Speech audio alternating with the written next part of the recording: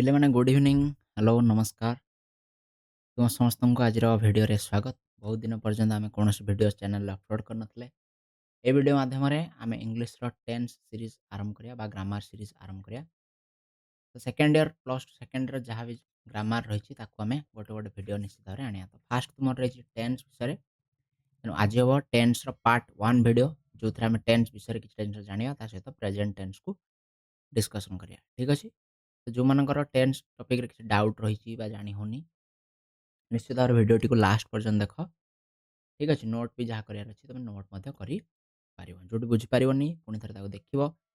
ଆଉ ଯେଉଁ ଜିନିଷ ତୁମକୁ ଇମ୍ପୋର୍ଟାଣ୍ଟ ଲାଗିବ ତାକୁ ନିଶ୍ଚିତ ଭାବରେ ଗୋଟେ ଖାତାରେ ନୋଟ୍ କରି ରଖିବ, ଯାହାଫଳରେ ତୁମକୁ ସୁବିଧା ହେବ।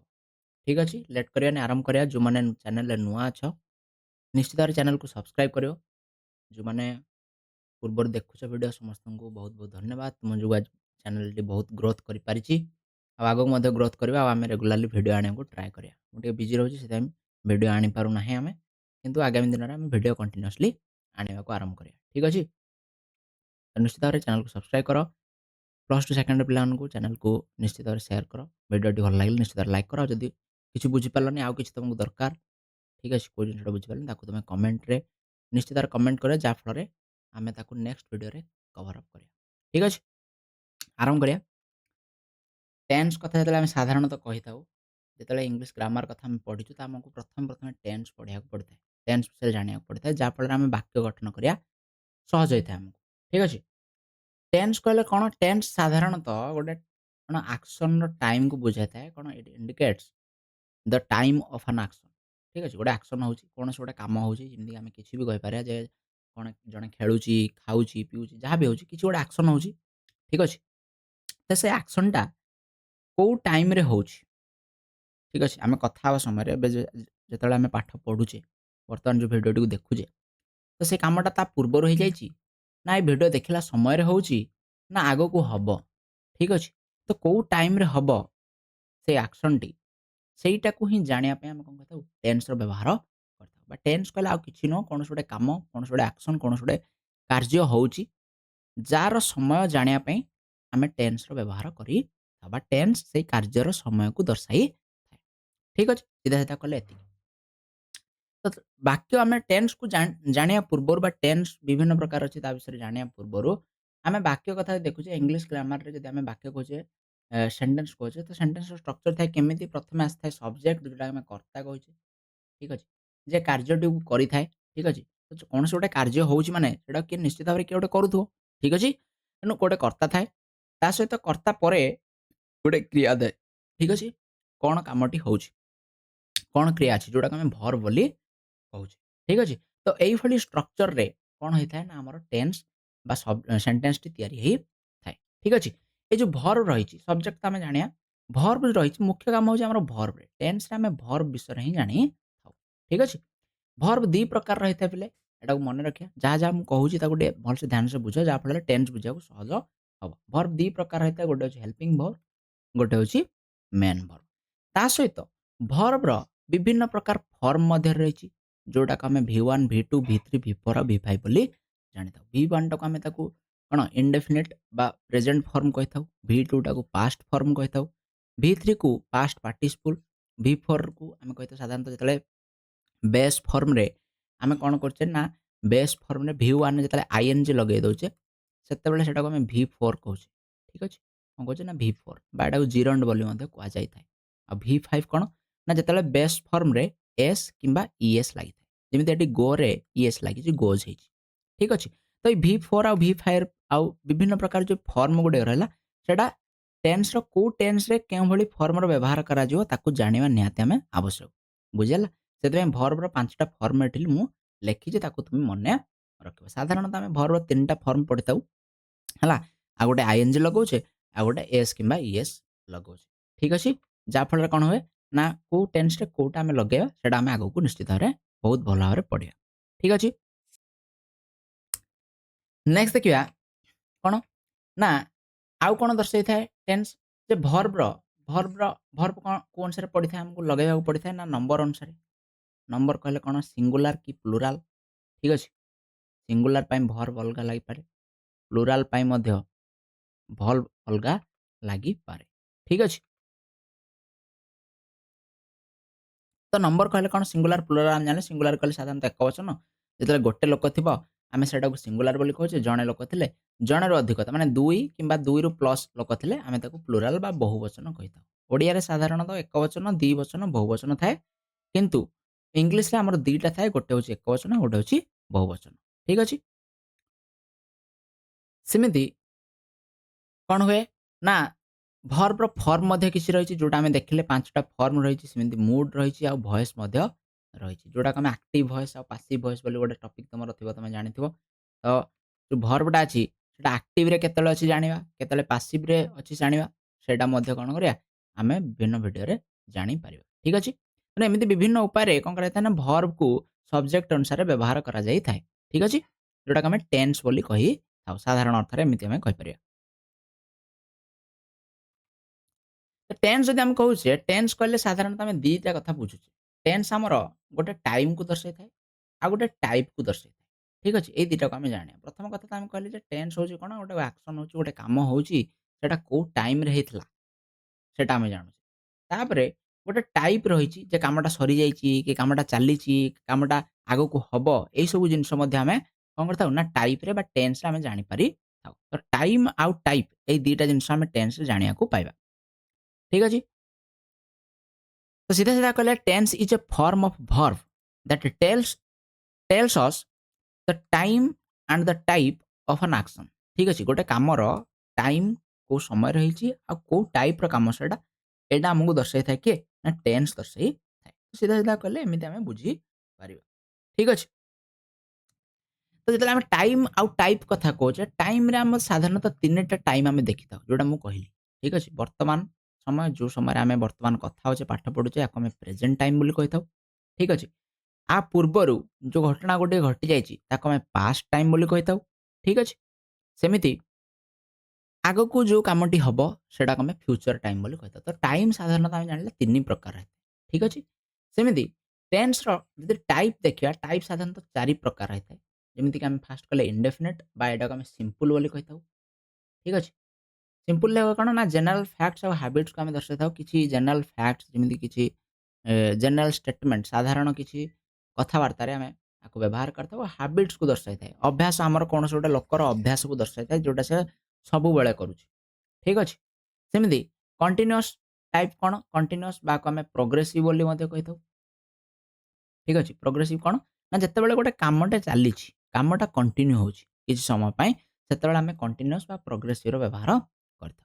ଠିକ୍ ଅଛି? ପରଫେକ୍ଟ ସେମିତି। ପରଫେକ୍ଟ ଟାଇପ୍ କ'ଣ? ନା କମ୍ପ୍ଲିଟେଡ୍ ଆକ୍ସନ୍। ଯେତେବେଳେ କାମ ସରିଯାଇଛି, ଗୋଟେ କାମ ସରିଯାଇଛି, ତାହେଲେ ଆମେ ପରଫେକ୍ଟର ବ୍ୟବହାର କରିଥାଉ। ଠିକ୍ ଅଛି? ସେମିତି ଆଉ କିଛି କାମ ଅଛି ଯୋଉଟା ଅନଗୋଇଂ କମ୍ପ୍ଲିଟେଡ୍ ଆକ୍ସନ୍। କିଛି ଏମିତି କାମ ଅଛି ଯୋଉଟା ଏପର୍ଯ୍ୟନ୍ତ ମଧ୍ୟ କ'ଣ ଚାଲିଛି। ସେଟାକୁ ଆମେ କ'ଣ କହିବା? ନା ପରଫେକ୍ଟ କଣ୍ଟିନ୍ୟୁଅସ୍ ବୋଲି କହିଥାଉ। ତ ଏଇଭଳି 4 ପ୍ରକାରର ଟାଇପ୍ ଆଉ 3 ପ୍ରକାରର ଟାଇମ୍‌କୁ ନେଇକି ଟୋଟାଲ 12 ପ୍ରକାରର ଟେନ୍ସର ଆମେ ପଢ଼ିବା। କେତେ ପ୍ରକାର ପଢ଼ିବା? 12 ପ୍ରକାରର ଟାଇପ୍। ଠିକ୍ ଅଛି? 3ଟା ଟାଇମ୍, ଆଉଥରେ କହିଦଉଛି ଯେ 3ଟା ଟାଇମ୍ ଆମେ ପଢ଼ିଥାଉ। ପାଷ୍ଟ, ପ୍ରେଜେଣ୍ଟ ଆଉ ଫ୍ୟୁଚର। ଆଉ 4ଟା ଟାଇପ୍ ସିମ୍ପଲ୍, ପ୍ରୋଗ୍ରେସିଭ୍, ପରଫେକ୍ଟ ଆଉ ପରଫେକ୍ଟ ପ୍ରୋଗ୍ରେସିଭ୍। ଏଇଭଳି 4ଟା ଟାଇପ୍। ଠିକ୍ ଅଛି? ତ ପାଷ୍ଟର ବି 4ଟା ଟାଇପ୍ ରହିଲା, ପ୍ରେଜେଣ୍ଟର ବି 4ଟା ଟାଇପ୍ ରହିଲା, ଆଉ ଫ୍ୟୁଚରର ବି 4ଟା ଟାଇପ୍ ରହିଲା। ତ ଏଇଭଳି ଭାବରେ 4, 4, 4 12 ପ୍ରକାରର ଟେନ୍ସ ଆମେ ସାଧାରଣତଃ ପଢ଼ିବା। ତ ଆଜିର କ୍ଲାସ୍‌ରେ ଆମେ ସାଧାରଣତଃ ପ୍ରେଜେଣ୍ଟ ଟେନ୍ସ ଉପରେ ଫୋକସ୍ ଦେବା। ପ୍ରେଜେଣ୍ଟ ଟେନ୍ସର 4ଟା ଟାଇପ୍ ଉପରେ ଆମେ ପଢ଼ିବା। ତ ବହୁତ ଭଲ ଭାବରେ ବସ, ଶାନ୍ତି ଅନୁସାରେ ଶାନ୍ତିରେ ବସ। ବୁଝିହେଲା? ନୋଟ୍ ପେନ୍ ଧରିକି ବସ। ବହୁତ ବଢ଼ିଆ ଭାବରେ ନୋଟ୍ କରି କରି ଚାଲ ଇମ୍ପୋର୍ଟାଣ୍ଟ ପଏଣ୍ଟ ଗୁଡ଼ିକ।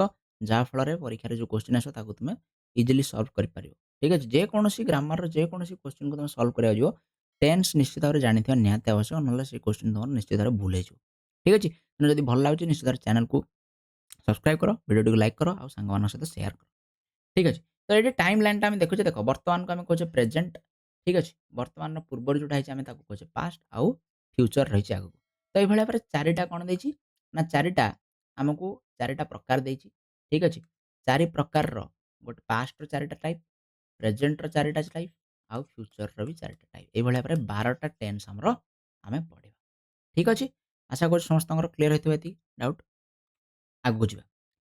ଟେନ୍ସକୁ ଜାଣିବା ପୂର୍ବରୁ ଆମେ ଜାଣିବା ଦରକାର ପର୍ସନ୍ ଆଉ ନମ୍ବର। ପର୍ସନ୍ କହିଲେ ସାଧାରଣତଃ ଆକୁ ଓଡ଼ିଆରେ ଆମେ କହିଥାଉ ପୁରୁଷ। ଠିକ୍ ଅଛି? ନମ୍ବର କହିଲେ ଆମେ କହିଥାଉ ବଚନ। ଯେମିତି ଆମେ ସାଂସ୍କ୍ରିଟ ପଢ଼ିଲା ବେଳେ ଯେତେବେଳେ ଶବ୍ଦ ରୂପ ଆମେ ପଢ଼ୁଛେ, ଠିକ୍ ଅଛି? ତ ପ୍ରଥମ ପୁରୁଷ, ଦ୍ୱିତୀୟ ପୁରୁଷ, ତୃତୀୟ ପୁରୁଷ, ଚତୁର୍ଥ ପୁରୁଷ ଏମିତି ପଢ଼ୁଛେ, ବୁଝିହେଲା ନା ନାଇଁ? ସେମିତି ବଚନ ଆମେ ପଢ଼ୁଛେ ଏକବଚନ, ଦ୍ୱିବଚନ ଆଉ ବହୁବଚନ। ସେମିତି ଇଂଲିଶ ଗ୍ରାମାରରେ ମଧ୍ୟ ପୁରୁଷ ଆଉ ବଚନ ରହିଛି ଯୋଉଟାକୁ ଆମେ ପର୍ସନ୍ ଆଉ ନମ୍ବର ବୋଲି କହିଥାଉ। In English grammar the choice of verb forms and helping verbs is heavily influenced by the person and number. ତ ଆମେ କେଉଁଭଳି ଭର୍ବକୁ ଲଗେଇବା, କେଉଁଭଳି ହେଲ୍ପିଂ ଭର୍ବକୁ ଲଗେଇବା ସେଟା ସମ୍ପୂର୍ଣ୍ଣ ରୂପେ ଡିପେଣ୍ଡ କରୁଛି କାହା ଉପରେ ନା ପୁରୁଷ ବା ପର୍ସନ ଯୋଉଟାକୁ ଆମେ କହୁଛେ, ଆଉ ଗୋଟେ ହଉଛି ବଚନ ବା ନମ୍ବର ଯୋଉଟାକୁ ଆମେ କହୁଛେ। ଠିକ୍ ଅଛି? ତେଣୁ କୋଉ ପୁରୁଷ ପାଖରେ କୋଉ ଭର୍ବ ଲାଗିବ ଆଉ କୋଉ ବଚନ ପାଖରେ କୋଉ ଭର୍ବ ଲାଗିବ ଏଟା ଜାଣିଥିବା ନିହାତି ଇମ୍ପୋର୍ଟାଣ୍ଟ। ଠିକ୍ ଅଛି? ଯୋଉମାନେ ଜାଣିଛ ବହୁତ ଭଲ କଥା, ତମେ ସ୍କିପ୍ କରିପାରିବ। ଯୋଉମାନେ ଜାଣିନ ମୁଁ ଆଉଥରେ ତାଙ୍କୁ ଫୁଲ୍ ଥରେ ମୂଳରୁ କହି ଦଉଛି। ତ ପର୍ସନ ଆଉ ନମ୍ବର ଭିତରେ ଆମେ କିଛି ଜିନିଷ ଜାଣିବା। ଏଠି ଗୋଟେ ଚିତ୍ର ଦିଆଯାଇଛି, ଦେଖାଯାଉଥିବ ଯେ ଦି ଜଣ ଲୋକ କଥା ହଉଛନ୍ତି। ତ ଯେତେବେଳେ ଆମେ କୌଣସି ଗୋଟେ ବାକ୍ୟ କହୁଛେ ସେତେବେଳେ କଣ କଥାବାର୍ତ୍ତାରେ ଆମେ କୌଣସି ଗୋଟେ ବାକ୍ୟ କହିଥାଉ। ଯେମିତିକି ଧର ଏଇ ଲୋକଟି ହଉଛି ମୁଁ। କିଏ? ମୁଁ। ତ ଏଠି କହୁଛି କିଏ? ଯିଏ କହିଥାଏ ସିଏ ହଉଛି ମୁଁ।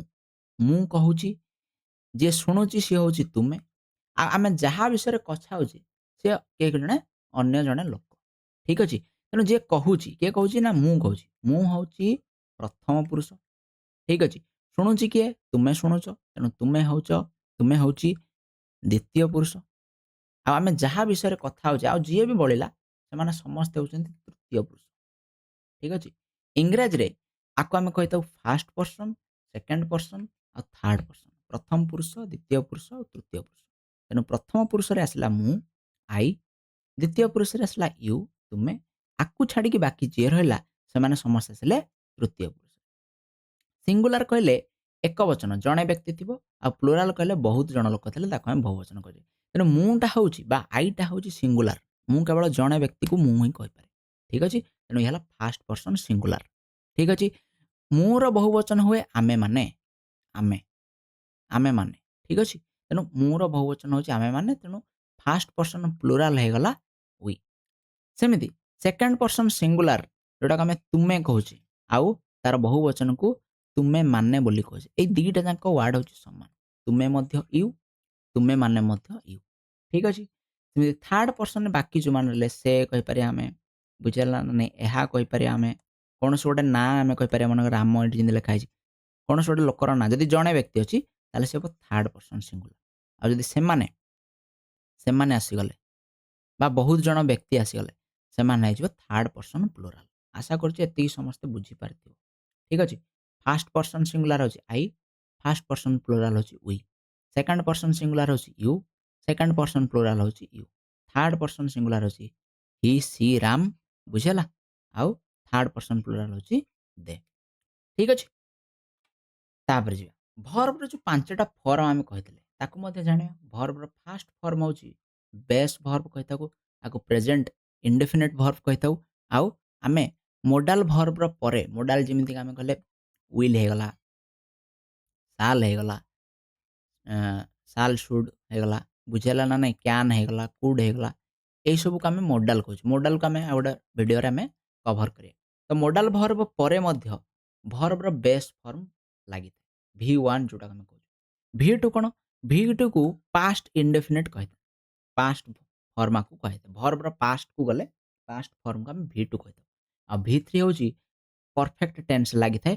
ଆଉ ପାସିଭ୍ ଭଏସରେ ଇଏ ଲାଗିଥାଏ। ଯେତେବେଳେ ଆମେ ପାସିଭ୍ ଭଏସ କରିବା, ଆକ୍ଟିଭ ପାସିଭ୍ ଭଏସ, ସେତେବେଳେ V3 ବା ପାଷ୍ଟ ପାର୍ଟିସିପଲ ଫର୍ମର ବ୍ୟବହାର ବହୁତ ମାତ୍ରାରେ ହେଇଥାଏ। ତାକୁ ଆମେ ମନେ ରଖିବା ନିହାତି ଆବଶ୍ୟକ।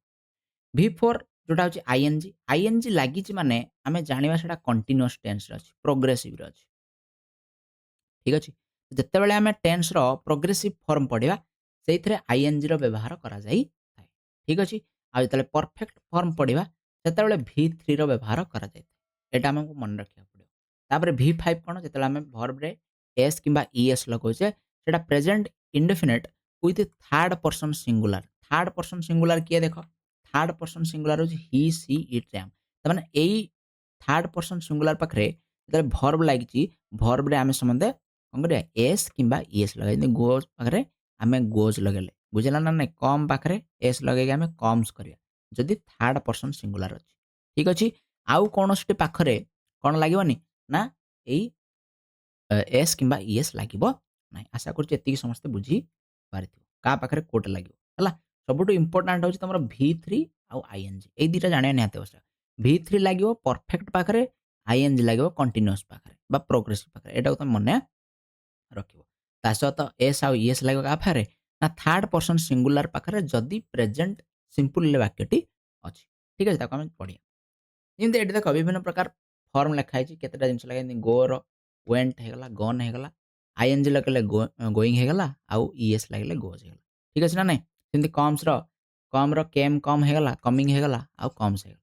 ସେମିତି ଏଠି କିଛିଟା ଭର୍ବର କ'ଣ ଲେଖା ହେଇଛି, 5ଟା ଯାକ ଫର୍ମ ଆମେ ଲେଖିଛେ। ପୁଣି ଥରେ କହିଦେଉଛି V3ଟା ଲାଗିବ ପରଫେକ୍ଟରେ ହେଲା, ଆଉ V4ଟା ଲାଗିବ ପ୍ରୋଗ୍ରେସିଭରେ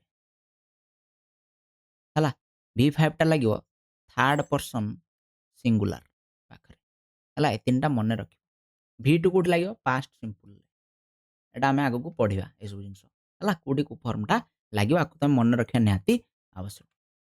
ନେକ୍ସଟ ଏଠି ତିନିଟା ବାକ୍ୟ ଲେଖା ହେଇଛି, ଆମେ ଯଦି ଦେଖିବା ତିନିଟା ବାକ୍ୟ ଲେଖା ହେଇଛି ଦେଖ, Rahul plays cricket, Rahul played cricket, Rahul will play cricket. ତିନିଟା ବାକ୍ୟ, ତିନିଟା ବାକ୍ୟରେ ରାହୁଲ ଶବ୍ଦଟି ସେମ୍ ଅଛି, ଆଉ କ୍ରିକେଟ ଶବ୍ଦଟି ମଧ୍ୟ ସେମ୍ ଅଛି। ଏଥିରେ କୌଣସି ପ୍ରକାର ପରିବର୍ତ୍ତନ ଆମେ ଦେଖିବାକୁ ପାଉନି। ପରିବର୍ତ୍ତନ କେବଳ କୋଉଠି ଅଛି, ନା ପ୍ଲେସ୍, ପ୍ଲେଡ ଆଉ ୱିଲ୍ ପ୍ଲେରେ ଅଛି। এই ତିନିଟା ଯାକକୁ ଆମେ ଭର୍ବ ବୋଲି କହିଥାଉ। କ'ଣ କହିଥାଉ, ନା ଏଇ ତିନିଟା ଯାକ ହେଉଛନ୍ତି ଭର୍ବ। ଠିକ୍ ଅଛି, ଆଉ ଭର୍ବର ଇଏ ଡିଫରେଣ୍ଟ ଫର୍ମ, ଅଲଗା ଅଲଗା ଫର୍ମ କୋଉ ଅନୁସାରେ, ନା ଏଇ ଭର୍ବକୁ ହିଁ ଦେଖିକି ଆମେ ଜାଣୁଛେ ଯେ ଏଇଟା ପ୍ରେଜେଣ୍ଟରେ ଅଛି କି ପାଷ୍ଟରେ ଅଛି କି ଫ୍ୟୁଚରରେ ଅଛି। ରାହୁଲକୁ ଦେଖିକି ଆମେ କହିପାରିବାନି ଯେ ପ୍ରେଜେଣ୍ଟରେ ଅଛି କି ପାଷ୍ଟରେ ଅଛି। ଠିକ୍ ଅଛି, କି କ୍ରିକେଟକୁ ଦେଖିକି ଆମେ କହିପାରିବାନି ଯେ ପ୍ରେଜେଣ୍ଟରେ ଅଛି କି ପାଷ୍ଟରେ ଅଛି। ଆମେ କେବଳ କେବଳ ଭର୍ବକୁ ଦେଖିକି ହିଁ କହିପାରିବା ଯେ ଇଏ ପ୍ରେଜେଣ୍ଟରେ ଅଛି କି ପାଷ୍ଟରେ ଅଛି କି ଫ୍ୟୁଚରରେ ଅଛି। ଠିକ୍ ଅଛି, ତେଣୁ ଟେନ୍ସ କହିଲେ ଆମେ ସାଧାରଣତଃ ଭର୍ବର ଡିଫରେଣ୍ଟ ଟାଇପ୍କୁ ବୁଝୁଛେ, ଯେ କେଉଁ ସମୟରେ କେଉଁଭଳି ଭାବରେ ଭର୍ବର ପ୍ରୟୋଗ କରାଯାଇଥାଏ, ସେଇଟା ହିଁ ହେଉଛି ଟେନ୍ସ। ଠିକ୍ ଅଛି, ଆଶା କରୁଛି ଏହି ପର୍ଯ୍ୟନ୍ତ ଯାହା ବି ମୁଁ କହିଲି ସମସ୍ତେ କ୍ଲିୟର ହେଇଥିବ। ଠିକ୍ ଅଛି, ତ ଆମେ ଆରମ୍ଭ କରିବା ପ୍ରେଜେଣ୍ଟ ଟେନ୍ସ। ପ୍ରଥମେ ହେଉଛି ପ୍ରେଜେଣ୍ଟ ସିମ୍ପଲ ଆମେ ଜାଣିବା, ବା ପ୍ରେଜେଣ୍ଟ ଇନଡେଫିନେଟ୍ ଯାହାକୁ କୁହାଯାଇଥାଏ ତାକୁ ଆମେ ବହୁତ ଭଲ ଭାବରେ ବୁଝିବା।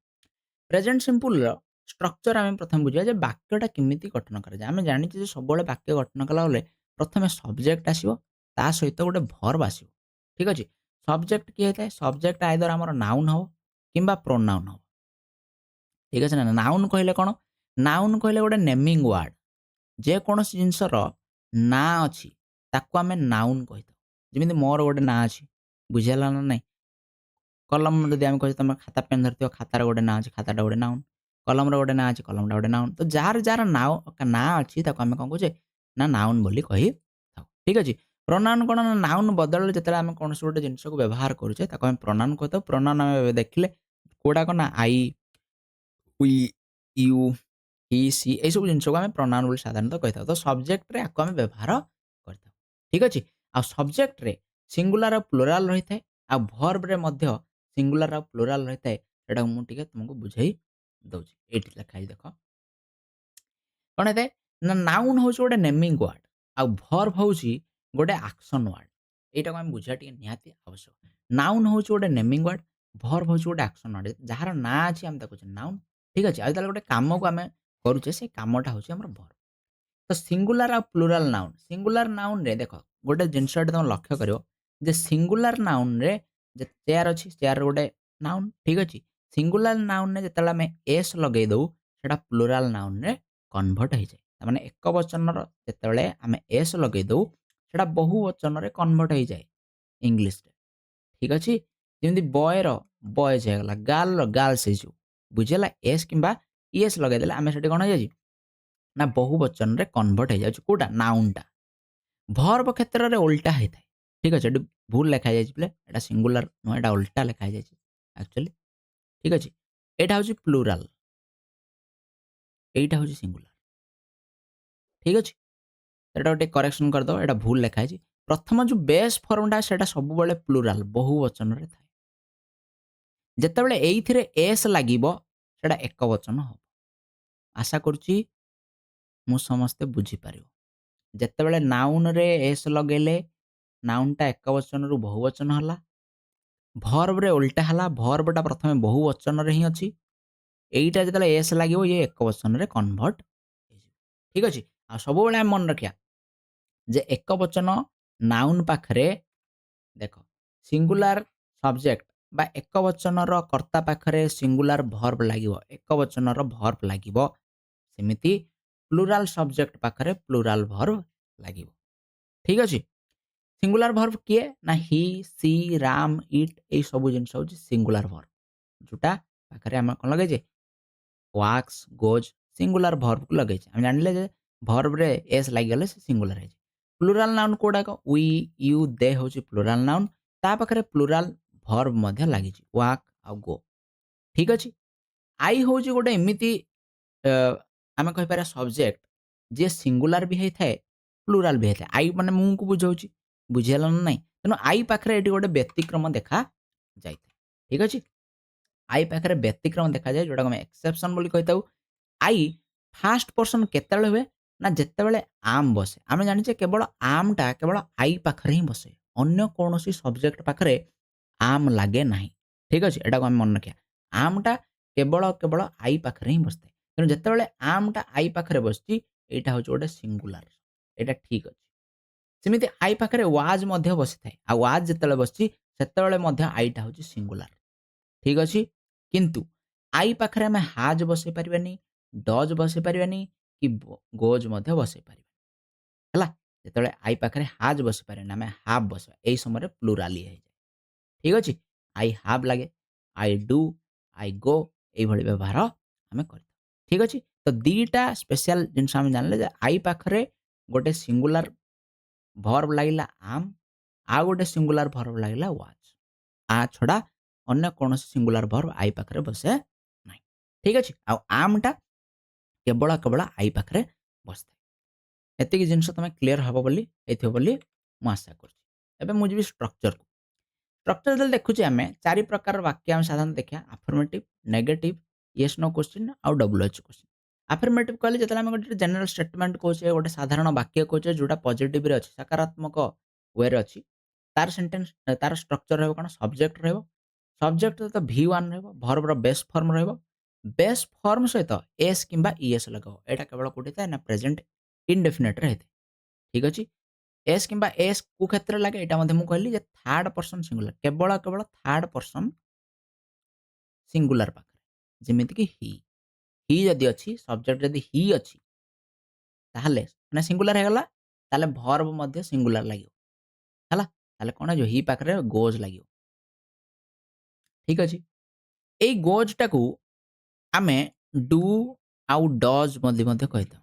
ଡୁ ଆଉ ଡଜ୍ ଗୋ। ଯଦି ଡୁ ଡଜ୍ ଲାଗିଯାଉଛି ନା ତାହେଲେ ଏଠି ଲେଖ। ଯଦି ଡୁ ଡଜ୍ ଲାଗିଯାଉଛି ତାହେଲେ V1 ରେ ଆଉ ଏସ୍ କିମ୍ବା ଇଏସ୍ ଲାଗିବ ନାହିଁ। ଠିକ୍ ଅଛି? ଏଟା ମନେ ରଖିବା। ଯଦି ଡୁ ଡଜ୍ ବାକ୍ୟରେ ଲାଗିଗଲା ତାହେଲେ ଭର୍ବର ବେସ୍ ଫର୍ମରେ ଆମେ ଏସ୍ କିମ୍ବା ଇଏସ୍ ଲଗେଇବା ନାହିଁ। ଠିକ୍ ଅଛି? ନେଗେଟିଭରେ ହୁଏ କ'ଣ? ନା ନେଗେଟିଭରେ ଆମକୁ ଡୁ ଡଜ୍ ଲଗେଇବାକୁ ପଡ଼େ। ଏଇଠି ଯୋଉ ଫାର୍ଷ୍ଟ ସେଣ୍ଟେନ୍ସରେ ଯୋଉ ଡୁ ଡଜଟା ଏଇ ଯୋଉ ଷ୍ଟ୍ରକ୍ଚରରେ ଯୋଉ ଡୁ ଡଜଟା ନାହିଁ, ଲୁଚିକି ଅଛି, ସେଟା ଅନ୍ୟ ସେଣ୍ଟେନ୍ସ ଗୁଡ଼ାକରେ ପୁରା କ୍ଲିୟରଲି ଦେଖାଯାଏ। ନେଗେଟିଭରେ ଡୁ ଡଜ୍‌ର ବ୍ୟବହାର କରାଯାଇଥାଏ। ଆଉ ନଟ୍‌ଟା ସବୁବେଳେ ମନେ ରଖିବା। ନଟ୍‌ଟା ହେଲ୍ପିଂ ଭର୍ବର ପରେ ଲାଗିଥାଏ। ଠିକ୍ ଅଛି? ନଟ୍‌ଟା ସବୁବେଳେ ହେଲ୍ପିଂ ଭର୍ବର ପରେ ଲାଗିଥାଏ। ଡୁ ଡଜ୍‌ର ପରେ ନଟ୍ ଲାଗିଥାଏ। ଏଟା ମନେ ରଖିବ। ଠିକ୍ ଅଛି? ନେଗେଟିଭରେ ସବଜେକ୍ଟ ଆସେ, ଡୁ ଡଜ୍ ଆସେ, ନଟ୍ ଲାଗିବ, ତା ସହିତ ବେସ୍‌ର ଭର୍ବର ଫାର୍ଷ୍ଟ ଫର୍ମ। ଏଠି ଇଏସ୍ କାହିଁକି ଲାଗିଲାନି? ଏସ୍ ଇଏସ୍ କାହିଁକି ଲାଗିଲାନି? କାହିଁକିନା ଆମେ ଡୁ ଡଜ୍ ଲଗେଇ ଦେଇଛେ। ଠିକ୍ ଅଛି? ୟେସ୍ ନୋ କ୍ୱେଶ୍ଚିନ୍‌ରେ ସେମ୍ ଜିନିଷ। କ୍ୱେଶ୍ଚିନ୍ ଦେଖ ଆମର 2 ପ୍ରକାର ରହିଥାଏ। ଗୋଟେ ହେଉଛି ୟେସ୍ ନୋ, ହେଲା? ଆଉ ଗୋଟେ ହେଉଛି WH। ୟେସ୍ ନୋ କ'ଣ? ଯେତେବେଳେ ଆମେ ଗୋଟେ ପ୍ରଶ୍ନ ପଚାରୁଛେ ଯାହାର ଉତ୍ତର ହଁ କିମ୍ବା ନାଇଁରେ ଆସେ, ସେତେବେଳେ ଆମେ ସେଟାକୁ ୟେସ୍ ନୋ କ୍ୱେଶ୍ଚିନ୍ କହିବା। ଯେମିତି ମୁଁ ପଚାରିବି, "ତୁମେ ଭାତ ଖାଇଛ?" ତୁମେ କହିବ ହଁ କିମ୍ବା ନାଇଁ। ଖାଇଥିଲେ ହଁ କରିବ, ନହେଲେ ନାଇଁ। ତେଣୁ ସେ ତାର ଉତ୍ତର ଆସୁଛି ୟେସ୍ କିମ୍ବା ନୋରେ। ତାହେଲେ ସେଟା ହେଉଛି ୟେସ୍ ନୋ କ୍ୱେଶ୍ଚିନ୍। ଠିକ୍ ଅଛି? WH କ୍ୱେଶ୍ଚିନ୍ କ'ଣ? ନା ଯେତେବେଳେ ଆମେ ଗୋଟେ WH ୱାର୍ଡ ଲଗେଇଥାଉ, ଯେମିତିକି what, how, who, where, when, ହେଲା? ଏରା ସବୁ WHରୁ ଆରମ୍ଭ। ଠିକ୍ ଅଛି? ତେଣୁ ଏଟାକୁ WH ୱାର୍ଡ ବୋଲି କୁହାଯାଏ। ଯେ ତୁମେ କୁଆଡ଼େ ଯାଇଥିଲ? ତମେ କ'ଣ କରୁଛ? ତ ସେଇ କ୍ୱେଶ୍ଚିନ୍ ଗୁଡ଼ିକୁ WH କ୍ୱେଶ୍ଚିନ୍ କରାଯାଏ। ଠିକ୍ ଅଛି? ତେଣୁ WH ୱାର୍ଡ ଯେତେବେଳେ ଲାଗେ ସେତେବେଳେ WH ୱାର୍ଡଟା ପ୍ରଥମେ ଲାଗିବ, ତାପରେ ଡୁ ଡଜ୍ ଲାଗିବ, ତାପରେ ସବଜେକ୍ଟ ଆଉ ତାପରେ ଭର୍ବ। ଏଇଠି ଇନଭର୍ସନ ହୁଏ। ଦେଖ, ଗୋଟେ ଜିନିଷ ଆମେ ଲକ୍ଷ୍ୟ କରିଥିବା ଯେ ଆଫର୍ମେଟିଭ୍ ଷ୍ଟ୍ରକ୍ଚରରେ ପ୍ରଥମେ ସବଜେକ୍ଟ ଆସିଲା, ଏଠି ସବଜେକ୍ଟ ଆସିଲା ତାପରେ ହେଲ୍ପିଂ ଭର୍ବ ଆସିଲା ଠିକ ଅଛି କିନ୍ତୁ ଯେତେବେଳେ କ୍ୱେଶ୍ଚିନ୍ ହେଇଯାଏ ସେଣ୍ଟେନ୍ସଟା ଯେତେବେଳେ କ୍ୱେଶ୍ଚିନ୍ରେ ପରିଣତ ହୁଏ ସେତେବେଳେ ପ୍ରଥମେ ହେଲ୍ପିଂ ଭର୍ବ ଆସିବ ତାପରେ ସବଜେକ୍ଟ ଆସିବ ଏଟାକୁ ଇନଭର୍ସନ ରୁଲ୍ ବୋଲି କୁହାଯାଏ ଠିକ ଅଛି ଇନଭର୍ସ ମାନେ ଓଲଟା ହେଇଯିବ ସବଜେକ୍ଟ ପ୍ରଥମେ ଭର୍ବ ତାପରେ ଆସୁଥିଲା ହେଲ୍ପିଂ ଭର୍ବ କିନ୍ତୁ क्वेश्चन যেতলে আসুচি সেতলে প্রথমে হেল্পিং ভার্ব আসিব তারপরে সবজেক্ট আসিব ঠিক আছে এটা উল্টা হয়ে যায় কেস বুঝলা এটাকে মনে রাখ যেতলে क्वेश्चन তুমি তৈরি করিও সেতলে সুবিধা হবে এই জিনিস গুড়া তুমি মনে রাখিবা ঠিক আছে এটি প্রেজেন্ট সিম্পল ল গোটে কোন দেইছি না গোটে বাক্য দেইছি আই প্লে ক্রিকেট হলা আই হউছি এতরে সবজেক্ট আই হউছি কোন আই হউছি এতরে সবজেক্ট সরি আইটা হউছি সবজেক্ট বুঝলা প্রথমে সবজেক্ট লাগিলা তারপরে ভর্বর বেস ফর্ম ভর্বর বেস ফর্ম হচ্ছে প্লে V1 এটা ঠিক আছে তারপরে যাহা আছে সে লাগিলা যদি নেগেটিভ এটা আমি করদবা কোন হইଯିବ আই লাগিলা আইটা হচ্ছে প্লুরাল আমি জানিছে ଏବେ জস্ট কইলে যেতে প্লুরাল প্লুরাল পাখরে ডু লাগিব আই ডু তারপরে লাগিলা নট নট এট লাগিছি তারপরে বেস ফর্ম প্লে ঠিক আছে তুমি তাহলে কোশ্চিন করছে ইয়েস নো কোশ্চিন করছে সেতলে এই যে ডুটা প্রথমে আগুক পড়ে আসিব ডু তারপরে লাগিব সবজেক্ট উল্টা হয়ে গলা আইটা পরে ডু তারপরে লাগিଥିଲା এটি উল্টা হয়ে গলা ডু প্রথমে লাগলা তারপরে আই হলা ডু আই প্লে যা আছে তারপরে তারপরে কোশ্চিন মার্ক রহিব ঠিক আছে কিন্তু যেତେବେଳେ WH ওয়ার্ড লগাউছে সেତେବେଳେ আমি করদা প্রথমে WH ওয়ার্ড হোয়াট মনে কর হোয়াট লাগলে যে মু কোন খেলুছি হোয়াট তারপরে লাগিলা ডু ডজ হেল্পিং ভর্ব আসিব তারপরে লাগিব আই তারপরে লাগিব যা আছে বেস ফর্ম ভর্ব ঠিক আছে তো এইভাবে ভাবে সেন্টেন্স চারিটা আমি মনে রাখবা হচ্ছে প্রেজেন্ট সিম্পল স্ট্রকচর আশা করছি এই পর্যন্ত সমস্তଙ୍କର ক্লিয়ার ହେଇଥିବ ঠিক আছে নেক্সট আমি জানিবা যে প্রেজেন্ট সিম্পল কোন কোন ব্যবহার আছে কোন ক্ষেত্রে আমি বাক্যটা জানিবা কেমিতি যে এটা প্রেজেন্ট সিম্পল রে হবা বলি আরে ইউজেস দেখিবা যে কোন ব্যবহার রহিছি প্রেজেন্ট সিম্পল বাক্যর ঠিক আছে তাকে যদি আমি জানুছে প্রথমে আমি জানিবা কোন না যেতବେଳେ কোনসি গোটে ବାକ୍ୟ ଗୋଟେ ବ୍ୟକ୍ତିର ବା ସବଜେକ୍ଟର ହ୍ୟାବିଟ୍କୁ ଦର୍ଶାଉଛି ଅଭ୍ୟାସ ଯେମିତି କହିବା ଯେ ମୁଁ ସକାଳୁ 5ଟା ବେଳକୁ ଉଠେ ଏଠି ଉଦାହରଣ ଦେଇଦେବା I wake up at 5 AM 5ଟା ବେଳକୁ ଯେଉଁ ଉଠିବା କାମଟା ହେଉଛି ସେଇଟା କ'ଣ ଗୋଟେ ଦିନ ହେଉଛି ନାଇଁ ପ୍ରତ୍ୟେକ ଦିନ ଏଇଟା ଗୋଟେ ଅଭ୍ୟାସ ଯେ ମୁଁ ସକାଳୁ 5ଟା ବେଳେ ଉଠେ ଏଇଟା ଗୋଟେ ଅଭ୍ୟାସ ତେଣୁ ଯେତେବେଳେ ଅଭ୍ୟାସକୁ ଦର୍ଶାଉଛି ସେତେବେଳେ ପ୍ରେଜେଣ୍ଟ ଇନଡେଫିନିଟ୍ ଆଉ ସିମ୍ପଲ ବା ପ୍ରେଜେଣ୍ଟ ସିମ୍ପଲ ଟେନ୍ସ ହେବ ସେମିତି ରିପିଟେଡ୍ ଆକ୍ସନ୍ କୌଣସି ଗୋଟେ କାମ ବାରମ୍ବାର ହେଉଛି ବୁଝିଲା କିମ୍ବା ଡେଲି ରୁଟିନ୍ ଯେ ମୁଁ ସବୁଦିନ ମନ୍ଦିର ଯାଉଛି ମନ୍ଦିର ଯିବାଟା ଗୋଟେ ଡେଲି ରୁଟିନ୍ ମୁଁ ସବୁଦିନ ସ୍କୁଲ ଯାଉଛି ସ୍କୁଲ ଯିବାଟା ଗୋଟେ ଡେଲି ରୁଟିନ୍ ସବୁଦିନ ମୁଁ କରୁଛି ମୁଁ ସବୁଦିନ ଖେଳୁଛି ବୁଝିଲା ମୁଁ ସବୁଦିନ ପଢୁଛି ଏଟା ସବୁ ଡେଲି ରୁଟିନ୍କୁ ଆଉ ଏଇ କାମଟା ବାରମ୍ବାର ହେଉଛି ବୁଝିଲା ପ୍ରତିଦିନ ହେଉଛି ବାରମ୍ବାର ହେଉଛି ସେତେବେଳେ ଆମେ କ'ଣ କରିଥାଉ ନା ପ୍ରେଜେଣ୍ଟ ସିମ୍ପଲକୁ ବ୍ୟବହାର କରିଥାଉ ଯେମିତି ଏଠି ଗୋଟେ ଉଦାହରଣ ଦେଲା she goes to school every day ପ୍ରତିଦିନ ଯାଉଛି ତାମାନେ ଏଇଟା ଗୋଟେ ଡେଲି ରୁଟିନ୍ ପ୍ରତିଦିନର ଗୋଟେ କାମ ତାହେଲେ ସେଇ କ୍ଷେତ୍ରରେ ଆମେ ପ୍ରେଜେଣ୍ଟ ସିମ୍ପଲ ବାକ୍ୟ ବ୍ୟବହାର କରିଥାଉ ଇଏ ହେଲା ପ୍ରଥମ ବ୍ୟବହାର ସେକେଣ୍ଡ ବ୍ୟବହାର କ'ଣ ନା ଯେତେବେଳେ ଆମେ ଜେନେରାଲ ଟ୍ରୁଥ୍ସ ଆଉ ଫ୍ୟାକ୍ଟସକୁ ବ୍ୟବହାର କରିଥାଉ ଜେନେରାଲ ଟ୍ରୁଥ୍ସ କହିଲେ ଗୋଟେ ସାଧାରଣ ସତ୍ୟ ଯୋଉଟା ସମସ୍ତେ ଜାଣିଥାନ୍ତି ଯେମିତି ଆମେ କହିବା ସୂର୍ଯ୍ୟ ପୂର୍ବ ଦିଗରେ ଉଦୟ ହୁଅନ୍ତି ଠିକ ଅଛି ସୂର୍ଯ୍ୟ ପୂର୍ବ ଦିଗରେ ଉଦୟ ହୁଅନ୍ତି ହେଲା ଏଇଟା ସମସ୍ତେ ଜାଣିଛନ୍ତି ଏଇଟା ଗୋଟେ ଜେନେରାଲ ଟ୍ରୁଥ୍ ହେଲା ଏଇଟା ଗୋଟେ ସାର୍ବଜନୀନ ସତ୍ୟ ତେଣୁ ସୂର୍ଯ୍ୟ ପୂର୍ବ ଦିଗରେ ଉଦୟ ହେବାଟା ଗୋଟେ ସାର୍ବଜନୀନ ସତ୍ୟ ତେଣୁ ଏଇଥିପାଇଁ କ'ଣ କରାଯାଏ ନା ପ୍ରେଜେଣ୍ଟ ସିମ୍ପଲର ବ୍ୟବହାର କରାଯାଏ ଆଉ କ'ଣ ଫିକ୍ସଡ ଫ୍ୟୁଚର ସିଡ୍ୟୁଲ୍ସ ଭବିଷ୍ୟତର କିଛି ଏମିତି ସିଡ୍ୟୁଲ୍ ମାନେ କିଛି ଗୋଟେ କାର୍ଯ୍ୟକ୍ରମ ଅଛି ଯୋଉଟା ଫିକ୍ସ ହେଇକି ଅଛି ଅଫିସିଆଲି ଏଇଟା ମନେ ରଖିବା ଦରକାର ଅଫିସିଆଲି ଫିକ୍ସ କୌଣସି ଗୋଟେ ଅଫିସିଆଲ କାର୍ଯ୍ୟକ୍ରମ ଅଛି ଫିକ୍ସ ଅଛି ଯେମିତି ତୁମର IPL ମ୍ୟାଚ୍ କହିବା ଆମେ 8ଟା ବେଳକୁ ଷ୍ଟାର୍ଟ ହେଉଛି ତ ସବୁଦିନେ ସେଇ ଟାଇମ୍ରେ ହିଁ ସେ ଷ୍ଟାର୍ଟ ହେଉଛି ଭବିଷ୍ୟତରେ ଏଇଟା ଫିକ୍ସ ଆଗରୁ ବୁଝିହେଲା ନା ନାଇଁ ତେଣୁ ସେମିତି କ୍ଷେତ୍ରରେ ଆମେ ମଧ୍ୟ ପ୍ରେଜେଣ୍ଟ ସିମ୍ପଲ ବ୍ୟବହାର କରିଥାଉ ଠିକ ଅଛି କିଛି ଅଫିସିଆଲ ମିଟିଂସ୍ ହେଇଗଲା ଯେମିତି କୌଣସି ମନ୍ତ୍ରୀଙ୍କର ମିଟିଂ ଅଛି MLAଙ୍କର ମିଟିଂ ଅଛି କିମ୍ବା ଆମେ କହିବା ଯେଉଁଦିନ ସ୍ୱାଧୀନତା ଦିବସ ପାଳନ କରାଯାଉଛି କେତେବେଳେ ଫ୍ଲାଗ ହୋଷ୍ଟିଂ ତାର ଗୋଟେ ଫିକ୍ସ ଟାଇମ୍ ଅଛି ବୁଝିହେଲା ନା ନାଇଁ ସେଇଟା ମଧ୍ୟ ଆମେ କହିପାରିବା ସେତେବେଳେ ପ୍ରେଜେଣ୍ଟ ସିମ୍ପଲ ହେଇଥାଏ କିମ୍ବା କ୍ୟାଲେଣ୍ଡରରେ ଆମେ କହିପାରିବା କ୍ୟାଲେଣ୍ଡରରେ ଯେଉଁ ଦିନ ଗୁଡ଼ିକ ଆସୁଛି ସେଗୁଡ଼ିକ ଆମେ ଚେଞ୍ଜ କରିପାରିବାନି ଯେମିତି ଆମେ କହିବା କାଲି ହେଉଛି ଶନିବାର କି କାଲି ହେଉଛି ରବିବାର ଏଟାକୁ ଆମେ ଚେଞ୍ଜ କରିପାରିବାନି ସେଇ କ୍ଷେତ୍ରରେ ଯଦି ପରୀକ୍ଷାରେ ଏମିତି କ୍ୱେଶ୍ଚିନ୍ ପଚାରେ ଆସନ୍ତାକାଲି ରବିବାର ହେବ କି ଆସନ୍ତାକାଲି ହେଉଛି ରବିବାର ତମେ ଭାବ ଯେ ଆସନ୍ତା କାଲି ଅଛି ସେଥିପାଇଁ ଏଟା ଫ୍ୟୁଚରରେ ହେବ ଭବିଷ୍ୟତରେ ହେବ ନାଇଁ ଏଟା ଫିକ୍ସ ଆମେ ସେଟାକୁ ଚେଞ୍ଜ କରିପାରିବା ନାହିଁ କ୍ୟାଲେଣ୍ଡରଟାକୁ ତେଣୁ ସେଇଟା ହେବ ପ୍ରେଜେଣ୍ଟ ସିମ୍ପଲରେ ଠିକ ଅଛି ନେକ୍ସଟ ହେଉଛି ହେଡଲାଇନ୍ ଆଉ କମେଣ୍ଟ୍ରି ହେଡଲାଇନ୍ ଯାଇଥାଏ ନ୍ୟୁଜ୍ରେ ନ୍ୟୁଜ୍ ଆଙ୍କର ଯେତେବେଳେ ଜଣେ ନ୍ୟୁଜ୍ ପଢ଼େ ବସିକି ନ୍ୟୁଜ୍ ଆଙ୍କର କାହାକୁ କୁହାଯାଏ ନା ନ୍ୟୁଜ୍ ଯେ ପଢ଼ୁଛି ସେ ସେଇ ବାକ୍ୟ ଗୁଡ଼ିକୁ ପ୍ରେଜେଣ୍ଟ ସିମ୍ପଲରେ ପଢ଼ିଥାଏ ଠିକ ଅଛି ସେମିତି କମେଣ୍ଟ୍ରି ରନିଂ କମେଣ୍ଟ୍ରି କୋଉଠି ମିଳିଥାଏ ଖେଳରେ ଠିକ ଅଛି ସେ ଯେକୌଣସି ଗୋଟେ ସ୍ପୋର୍ଟସର କମେଣ୍ଟ୍ରି ହେଇପାରେ ସିଏ ମଧ୍ୟ ପ୍ରେଜେଣ୍ଟ ସିମ୍ପଲ ଟେନ୍ସରେ ହେଇଥାଏ ବୁଝିଲା ତେଣୁ ଏଇସବୁ ଜିନିଷରେ କ'ଣ କରାଯାଏ ନା ପ୍ରେଜେଣ୍ଟ ସିମ୍ପଲର ବ୍ୟବହାର କରାଯାଏ ନେକ୍ସଟ କ'ଣ ପ୍ରୋଭର ଆଉ ସେଇଂ ପ୍ରୋଭର ମାନେ ଲୋକବାଣୀ ରୂଢ଼ି ଯେଉଁ ଆମେ କହୁଛେ ସେଗୁଡ଼ିକ ପ୍ରେଜେଣ୍ଟ ସିମ୍ପଲରେ କୁହାଯାଏ ଯେମିତି ପ୍ରାକ୍ଟିସ୍ ମେକ୍ସ ଏ ମ୍ୟାନ୍ ପରଫେକ୍ଟ ବୁଝିଲା ନା ନାହିଁ ଆମେ ଏମିତି କହିପାରିବା honesty is the best policy ଏଇସବୁ ଜିନିଷ ସିମ୍ପଲ ଟେନ୍ସରେ ହେଇଥାଏ ପ୍ରେଜେଣ୍ଟ ସିମ୍ପଲରେ ହେଇଥାଏ ଆକୁ ଆମେ ମନେ ରଖ କାହିଁକିନା ଇମ୍ପୋର୍ଟାଣ୍ଟ ଏସବୁ ଜିନିଷ ଗୁଡ଼ା ହେଲା କିୱାର୍ଡସ୍ କ'ଣ ନା କେଉଁ ୱାର୍ଡ ଗୁଡ଼ିକ ବାକ୍ୟରେ ଥିଲେ ଆମେ ଜାଣିବା ଯେ ସେ ପ୍ରେଜେଣ୍ଟ ସିମ୍ପଲ ହେବାର ଚାନ୍ସ ସବୁଠୁ ଅଧିକ ଅଛି ଯେମିତିକି ଅଲୱେଜ୍ ଯଦି ଗୋଟେ ବାକ୍ୟରେ ତମେ ଅଲୱେଜ୍ ଦେଖିଲ ଯେମିତି ଏଠି ଦେଖିଛ ଯଦି ଗୋଟେ ବାକ୍ୟରେ ଅଲୱେଜ୍ ଅଛି ନା ତମେ ଜାଣିଦେବ ସେଟା କ'ଣ ପ୍ରେଜେଣ୍ଟ ସିମ୍ପଲରେ ହେବ ମୋଷ୍ଟ ଅଫ୍ ଦ ଟାଇମ୍ 90% କେସ୍ରେ ବୁଝିଲା ୟୁଜୁଆଲି ଥିଲା ମାନେ ସେଇଆ ପ୍ରେଜେଣ୍ଟ ସିମ୍ପଲରେ ହେବ ବୁଝିଲା ଅପ୍ଟନ୍ ମାନେ ବାରମ୍ବାର ବୁଝିଲା ଏଭ୍ରିଡେ ମାନେ ସବୁଦିନ ଡେଲି ସବୁବେଳେ ସମଟାଇମ୍ସ କିଛି ସମୟରେ ହେଲା ଆଉ ନେଭର କେତେବେଳେ ବି ନୁହଁ এই ସବୁ ଜିନିଷ ଥିଲେ ବାକ୍ୟରେ ଆମେ ଜାଣିବା ଇଏ ପ୍ରେଜେଣ୍ଟ ସିମ୍ପଲରେ ବାକ୍ୟଟି ହେବ ଠିକ ଅଛି ଏଇ ୱାର୍ଡ ଗୁଡ଼ିକ ନିଜ ନୋଟରେ ଲେଖିନିଅ ଯାହାଫଳରେ ତୁମକୁ ମନେ ରହିବ ଠିକ ଅଛି ଆଚ୍ଛା ଏଠି ଦୁଇଟା କୋଶ୍ଚିନ୍ ହେଲା ଆମେ ଜାଣିବା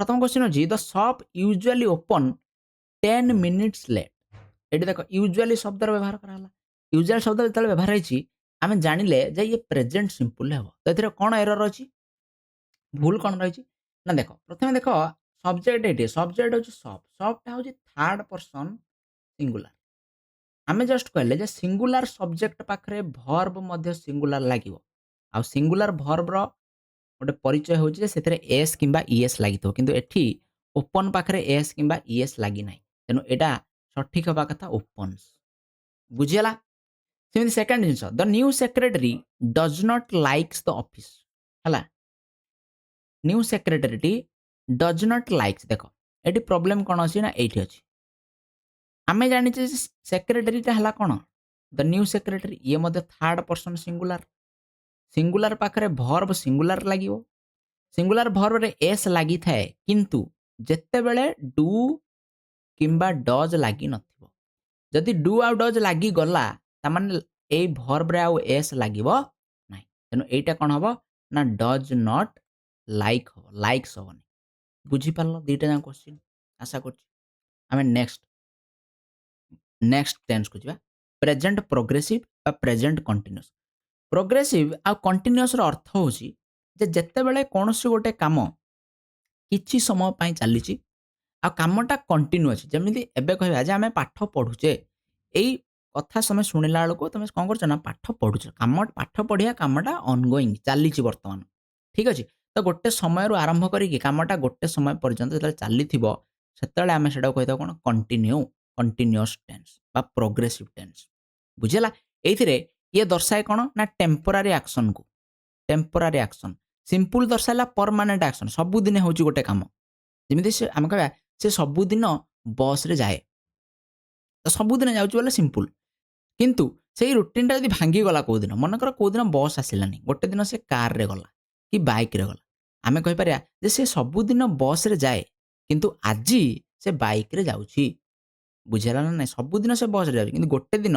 ଯଦି ସେ ବାଇକ୍ରେ ଗଲା ସେଟାକୁ ଆମେ ପ୍ରେଜେଣ୍ଟ ପ୍ରୋଗ୍ରେସିଭ ବ୍ୟବହାର କରିଥାଉ ଠିକ ଅଛି ତ ଟେମ୍ପୋରାରୀ ଆକ୍ସନ ସେତେ ଆର ଷ୍ଟ୍ରକ୍ଚର ଆମେ ଦେଖିବା ସେମ୍ ଜିନିଷ ପ୍ରଥମେ ସବଜେକ୍ଟ ଆସିବ ସବୁବେଳେ ଆଫର୍ମେଟିଭରେ ସବଜେକ୍ଟ ପରେ ଆର ହେଲ୍ପିଂ ଭର୍ବ ହେଉଛି ତିନିଟା ଗୋଟେ ହେଉଛି ଇଜ୍ ଗୋଟେ ହେଉଛି ଆମ୍ ଗୋଟେ ହେଉଛି ଆର୍ ଏଇଥିରୁ ଆମେ ଜାଣିଲେ ଆମ୍ଟା ତ କେବଳ ଆଇ ପାଖରେ ହିଁ ବସିବ ଏଇଟା ଆମେ ଜାଣିଛେ ବୁଝିଲା ଆଇ ଯଦି ସବଜେକ୍ଟ ଅଛି ତାହେଲେ ଆମେ ଆମ୍ ଲଗେଇବାକୁ ପଡ଼ିବ ଇଜ୍ଟା କାହା ପାଖରେ ପଡ଼େ ଇଜ୍ଟା ଲାଗେ ଥାର୍ଡ ପର୍ସନ ସିଙ୍ଗୁଲାର ପାଖରେ ସିଙ୍ଗୁଲାର ଭର୍ବ ପାଖରେ ଇଜ୍ ଲାଗିବ ଯାହା ପାଖରେ ଡଜ୍ ଲାଗୁଥିଲା ଆଉ ଏସ୍ ଆଉ ଇଏସ୍ ଲାଗୁଥିଲା ତା ପାଖରେ ଇଜ୍ ଲାଗିବ ଆଉ ପ୍ଲୁରାଲ ବାକି ଯେଉଁମାନେ ରହିଗଲେ ତାଙ୍କ ପାଖରେ ଲାଗିବ ଆର୍ ଯେମିତିକି ଦେ ଉଇ ୟୁ ଏସବୁ ପାଖରେ ଆର୍ ଲାଗିବ ଠିକ ଅଛି ତେଣୁ ସବଜେକ୍ଟ ତା ସହିତ ଲାଗିଲା ହେଲ୍ପିଂ ଭର୍ବ ଯେଉଁଟା ହେଉଛି ଇଜ୍ ଆମର ତିନିଟା ମନେ ରଖିବ ତା ସହିତ ଭର୍ବର ଫାଷ୍ଟ ଫର୍ମରେ ଆଇଏନ୍ଜି फास्ट फॉर्म अछि गो एथिरे आईएनजी लगेले गोइंग तेणु जेतेबेले भी आमे देखिबा जे आईएनजी गोटे वाक्य रे लागिची आमे जानिबा सेटा प्रेजेंट कंटीन्यूअस बा present progress sorry present progress भी तो नो प्रोग्रेसिव आ कंटीन्यूअस यदि आईएनजी लागिची वाक्य रे आईएनजी लागिला माने आमे जानि देबा सेटा प्रोग्रेसिव प्रेजेंट प्रोग्रेसिव हे पारे पास्ट प्रोग्रेसिव हे पारे किबा फ्यूचर प्रोग्रेसिव हे पारे ठीक अछि आ जदि इज आम आर देखुचे तामाने सेटा होची प्रेजेंट प्रोग्रेसिव इज आम आर सहित आईएनजी लागिले सेटा होची प्रेजेंट प्रोग्रेसिव नेगेटिव भी सेम इज आम आर पाखरे नॉट लागिवो आमे कहितले हेल्पिंग वर्ब पाखरे ही नॉट ता सबले लागिवो हला यस नो क्वेश्चन ने सेमती इन्वर्सन हला इज आम आर फास्ट को पळेला हला सब्जेक्ट तापर आसला तापर वर्ब रे आईएनजी डब्ल्यूएच वर्ड रे सेमती WH question WH word fast लागला तापर हेल्पिंग वर्ब लागला तापर सब्जेक्ट आ वीएन एटी मध्ये इन्वर्सन हला प्रथम को आगु को पळेला हेल्पिंग वर्ब तापर सब्जेक्ट आसला ठीक अछि बुझी पारलो एटी देखिया जे जो तीनटा हेल्पिंग वर्ब कथा कहउतली आई पाखरे आम लागिवो सब बळे जेतले हम प्रेजेंट प्रोग्रेसिव करछे ही सी राम पाखरे इज लागिवो बाकी जो मान बळिले वी यू दे ए सब पाखरे आर लागिवो ठीक अछि एई तीनटा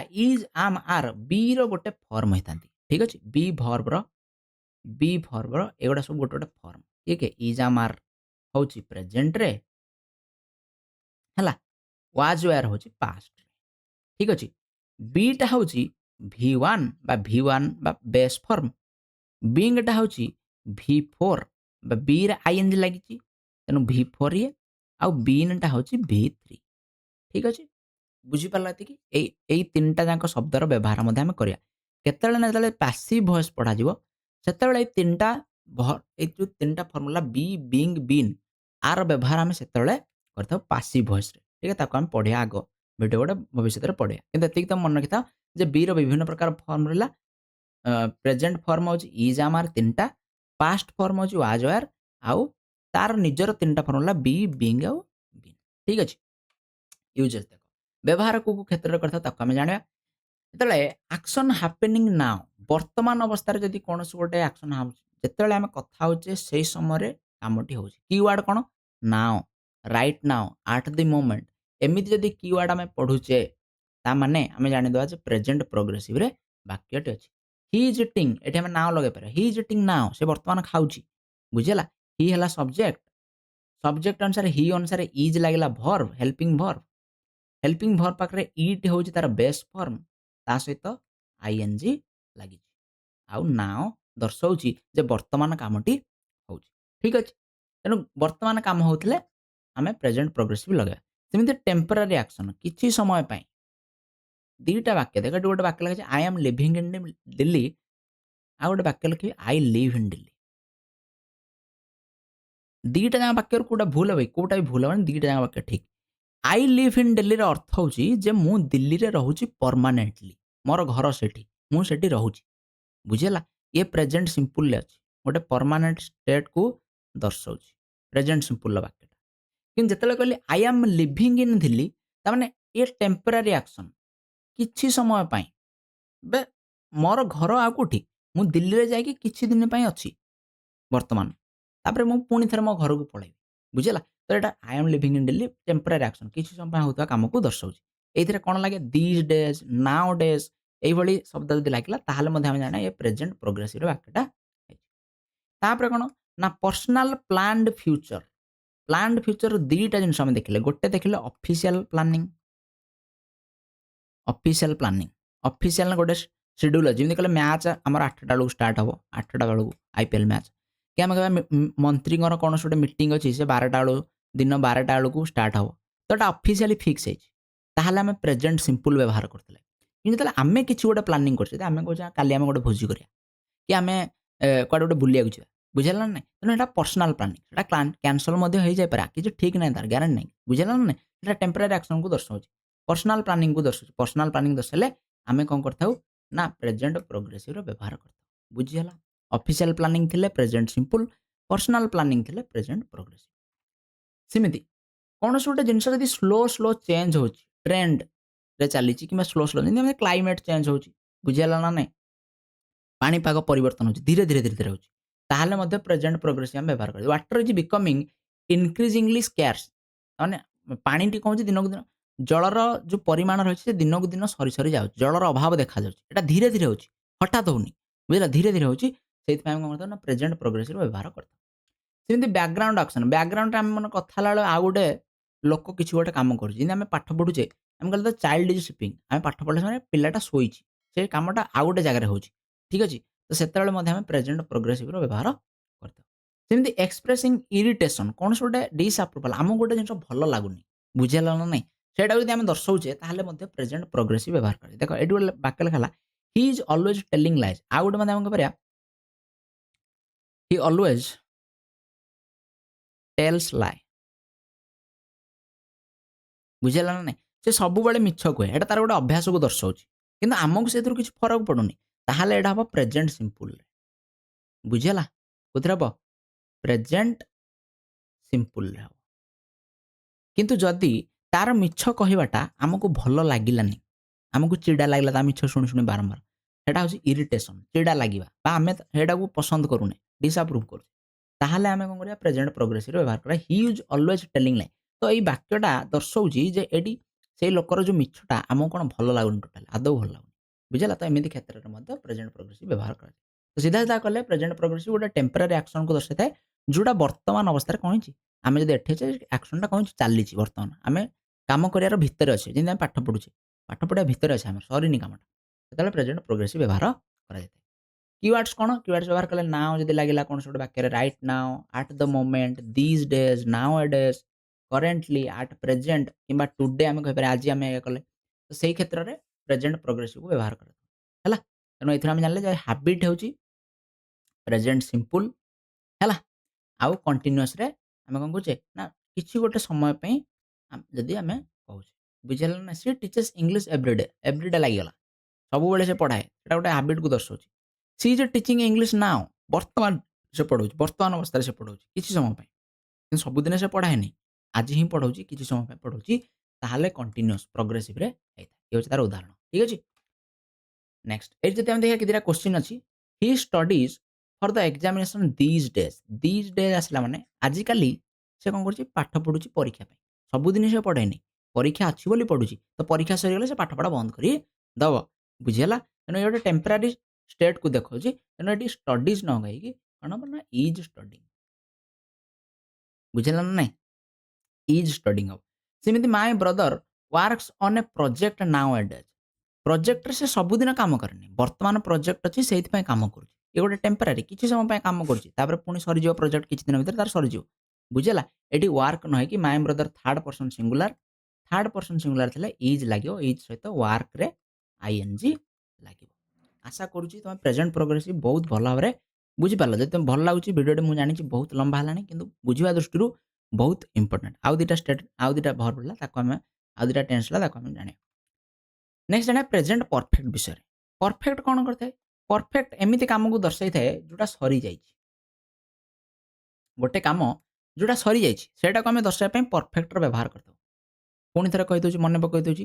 ପ୍ରେଜେଣ୍ଟ ସିମ୍ପୁଲ କଣ ଦର୍ଶାଇଲା? ହାବିଟ ଯୋଉଟା ପ୍ରତିଦିନ ହଉଛି। ପ୍ରେଜେଣ୍ଟ ପ୍ରୋଗ୍ରେସିଭ କଣ ଦର୍ଶାଇଲା? ନା ଗୋଟେ କିଛି ସମୟ ପାଇଁ ହଉଛି କିନ୍ତୁ କାମଟା ଏବେ ପର୍ଯ୍ୟନ୍ତ ଚାଲିଛି। କାମଟା ଏବେ ଆମେ କରୁଛେ ବର୍ତ୍ତମାନ ସମୟରେ। ତାହେଲେ ପ୍ରେଜେଣ୍ଟ ପ୍ରୋଗ୍ରେସିଭ।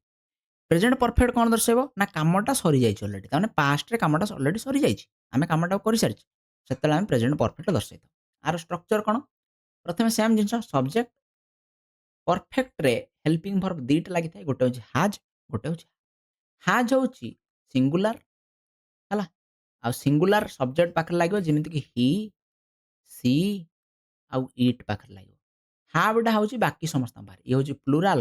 ତେଣୁ ସମସ୍ତଙ୍କ ପାଖରେ ହାଭ୍ ଲାଗିବ। ଆଇ, ୟୁ, ୱି ଏସବୁ ପାଖରେ ହାଭ୍ ଲାଗିବ। ତା ସହିତ ହାଜ୍ ହାଭ୍ ପରେ ସବୁବେଳେ ମନେ ରଖିବା ହାଜ୍ ହାଭ୍ ପରେ ଭର୍ବର ପାଷ୍ଟ ପାର୍ଟିସିପଲ ବା V3 ଫର୍ମ ଆସିବ। ଯେମିତି ଗୋର ଆମେ କହୁଛେ ଗୋ, ୱେଣ୍ଟ ହେଲା ଆମର V2 ଆଉ ଗନ୍ ହେଲା V3। ତେଣୁ ପରଫେକ୍ଟ ଯେତେବେଳେ ଅଛି ଯଦି ତମେ ଦେଖିଲ ବାକ୍ୟରେ ଗନ୍ ଅଛି ତାମାନେ ସେ ପରଫେକ୍ଟ ହବାର ଚାନ୍ସ ଅଧିକ ରହିଛି। ଠିକ୍ ଅଛି? ସେମିତି ନେଗେଟିଭରେ ସେମ୍ ଜିନିଷ ସବଜେକ୍ଟ ଲାଗିଲା, ହାଜ୍ ହାଭ୍ ଲାଗିଲା, ହାଜ୍ ହାଭ୍ ସହିତ ନଟ୍ ଲାଗିଲା। ମୁଁ ଜଷ୍ଟ କହିଥିଲି ଯେ ହେଲ୍ପିଂ ଭର୍ବ ପରେ ନଟ୍ ଲାଗିବ। ତାପରେ V3 ଯାହା ଅଛି ସେଇଆ। ୟେସ୍ ନୋ କ୍ୱେଶ୍ଚିନ୍‌ରେ ଇନଭର୍ସନ ହବ। ହାଜ୍ ହାଭ୍‌ଟା ପୂର୍ବକୁ ପଳେଇଲା। ହାଜ୍ ହାଭ୍ ପୂର୍ବକୁ ପଳେଇଲା। ତାପରେ ସବଜେକ୍ଟ, ତାପରେ V3 ଲାଗିଲା ଯାହା ଅଛି। WH ୱାର୍ଡ ମଧ୍ୟ ସମାନ ଯେ ପ୍ରଥମେ WH ୱାର୍ଡ ଆସିବ, ତାପରେ ଇନଭର୍ସନ ହେଇକି ହେଲ୍ପିଂ ଭର୍ବଟା ଆଗକୁ ପଳେଇ ଆସିବ, ତାପରେ ସବଜେକ୍ଟ, ତାପରେ V3 ବା ଲାଷ୍ଟକୁ କ୍ୱେଶ୍ଚିନ୍ ମାର୍କ ରହିବ। ବୁଝିହେଲା ଏତିକି? ଇଏ ହଉଛି ତାର ଷ୍ଟ୍ରକ୍ଚର। ଯଦି ଭର୍ବ କଥା ଦେଖିବା ହାଜ୍ ଆଉ ହାଭ୍। ହାଜ୍ କାହା ପାଖରେ ଲାଗେ? ହି, ସି, ରାମ, ଇଟ୍ ସିଙ୍ଗୁଲାର ଥାର୍ଡ ପର୍ସନ ସିଙ୍ଗୁଲାର। ତାମାନେ ସିଧା ସିଧା କହିଲେ ଇଜ୍ ଯା ପାଖରେ ଲାଗୁଛି ହାଜ୍ ମଧ୍ୟ ତା ପାଖରେ ହିଁ ଲାଗିବ। ଯେମିତି କହିଲେ ରାମ ଇଜ୍ ତେଣୁ Ram has, he is he has ବୁଝିଲା। ତେଣୁ ଇଜ୍‌ଟା ଯା ପାଖରେ ଲାଗିଲା ହାଜ୍‌ଟା ବି ସେମାନଙ୍କ ପାଖରେ ଲାଗିବ। ଠିକ୍ ଅଛି।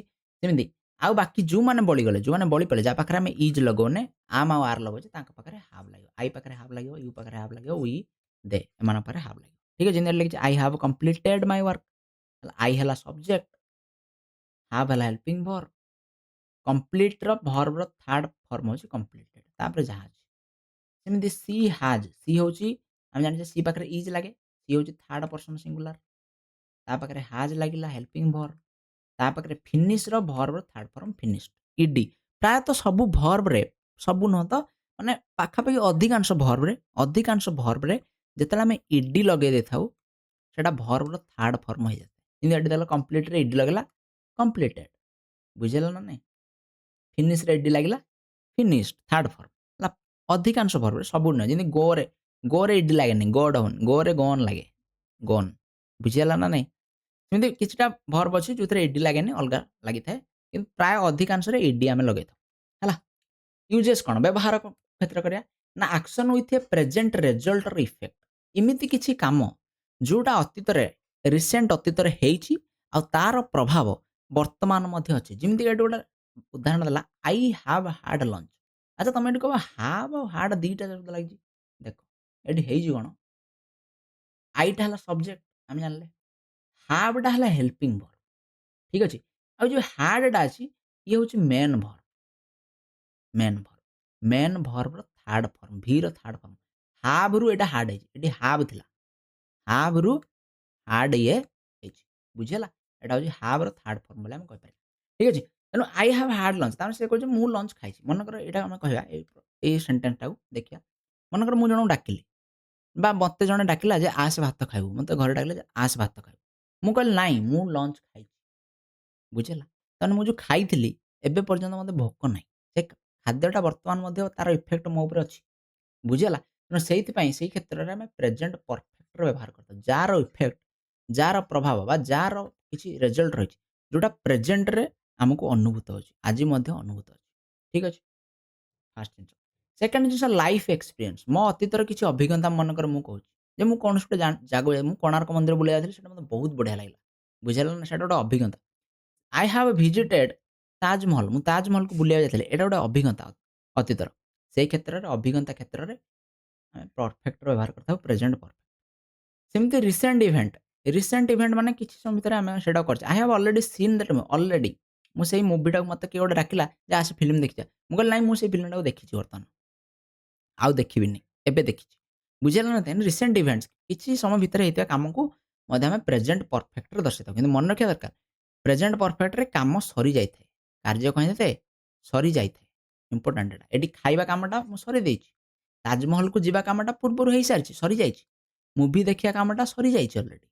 ବୁଝିହେଲା? ତେଣୁ ସରିଯାଇଥିବ ତାହେଲେ ପ୍ରେଜେଣ୍ଟ ପରଫେକ୍ଟ ହବ। କିନ୍ତୁ ତାର ପ୍ରଭାବ ପ୍ରେଜେଣ୍ଟରେ ରହିଥିବା ନିହାତି ଦରକାର। ଠିକ୍ ଅଛି? ସେମିତି ଅନଗୋଇଂ ଟାଇମ୍ ପିରିୟଡ୍ସ। ବୁଝିହେଲା?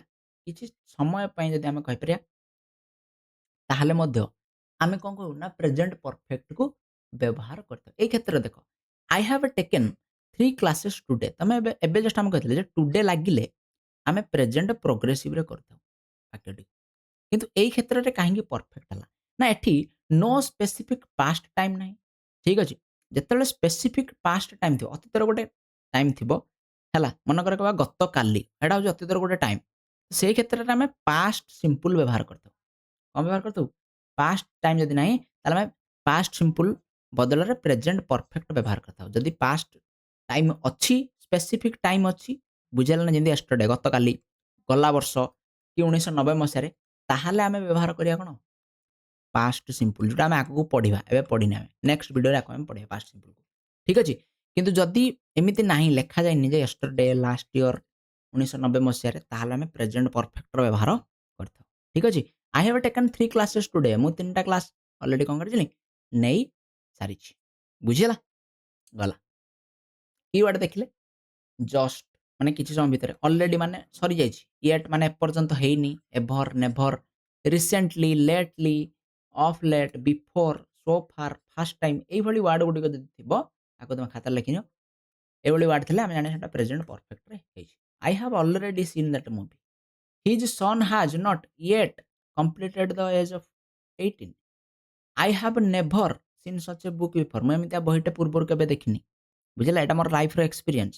ବୁଝିହେଲା?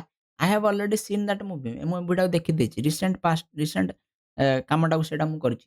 ଦିସ୍ ଇଜ୍ ଫାର୍ଷ୍ଟ ଟାଇମ୍ ପ୍ରଥମ ଥର ପାଇଁ ମୁଁ ଏମିତି ଗୋଟେ ବହୁତ ବଢ଼ିଆ ଜିନିଷ ଖାଇଲି। ବୁଝିହେଲା ନା ନାଇଁ? ଏଟା ଗୋଟେ ଲାଇଫ୍‌ର ଏକ୍ସପିରିଏନ୍ସ। ତ ଏଇ କ୍ଷେତ୍ରରେ ପ୍ରେଜେଣ୍ଟ ପରଫେକ୍ଟର ବ୍ୟବହାର କରାଯାଇଥାଏ। ହେଲା? ସ୍ପଟ୍ ତାରରେ ଦେଖିବା ଯଦି this is first time. First time ଲାଗିଲା ତ ଆମେ ଜାଣିଲେ ପ୍ରେଜେଣ୍ଟ ପରଫେକ୍ଟରେ ହବ। I ate such a tasty. I ate ହବନି। ଆଇ ହାଭ୍ ଲାଗିବ ଆମେ ଜାଣିଛେ ହାଜ୍ ଲାଗେ ଆଇ ପାଖରେ ହାଭ୍ ଲାଗିବ ଆଉ ଇଟେନ୍ ହେଇଯିବ। ଇଟ୍‌ର ଥାର୍ଡ ଫର୍ମ।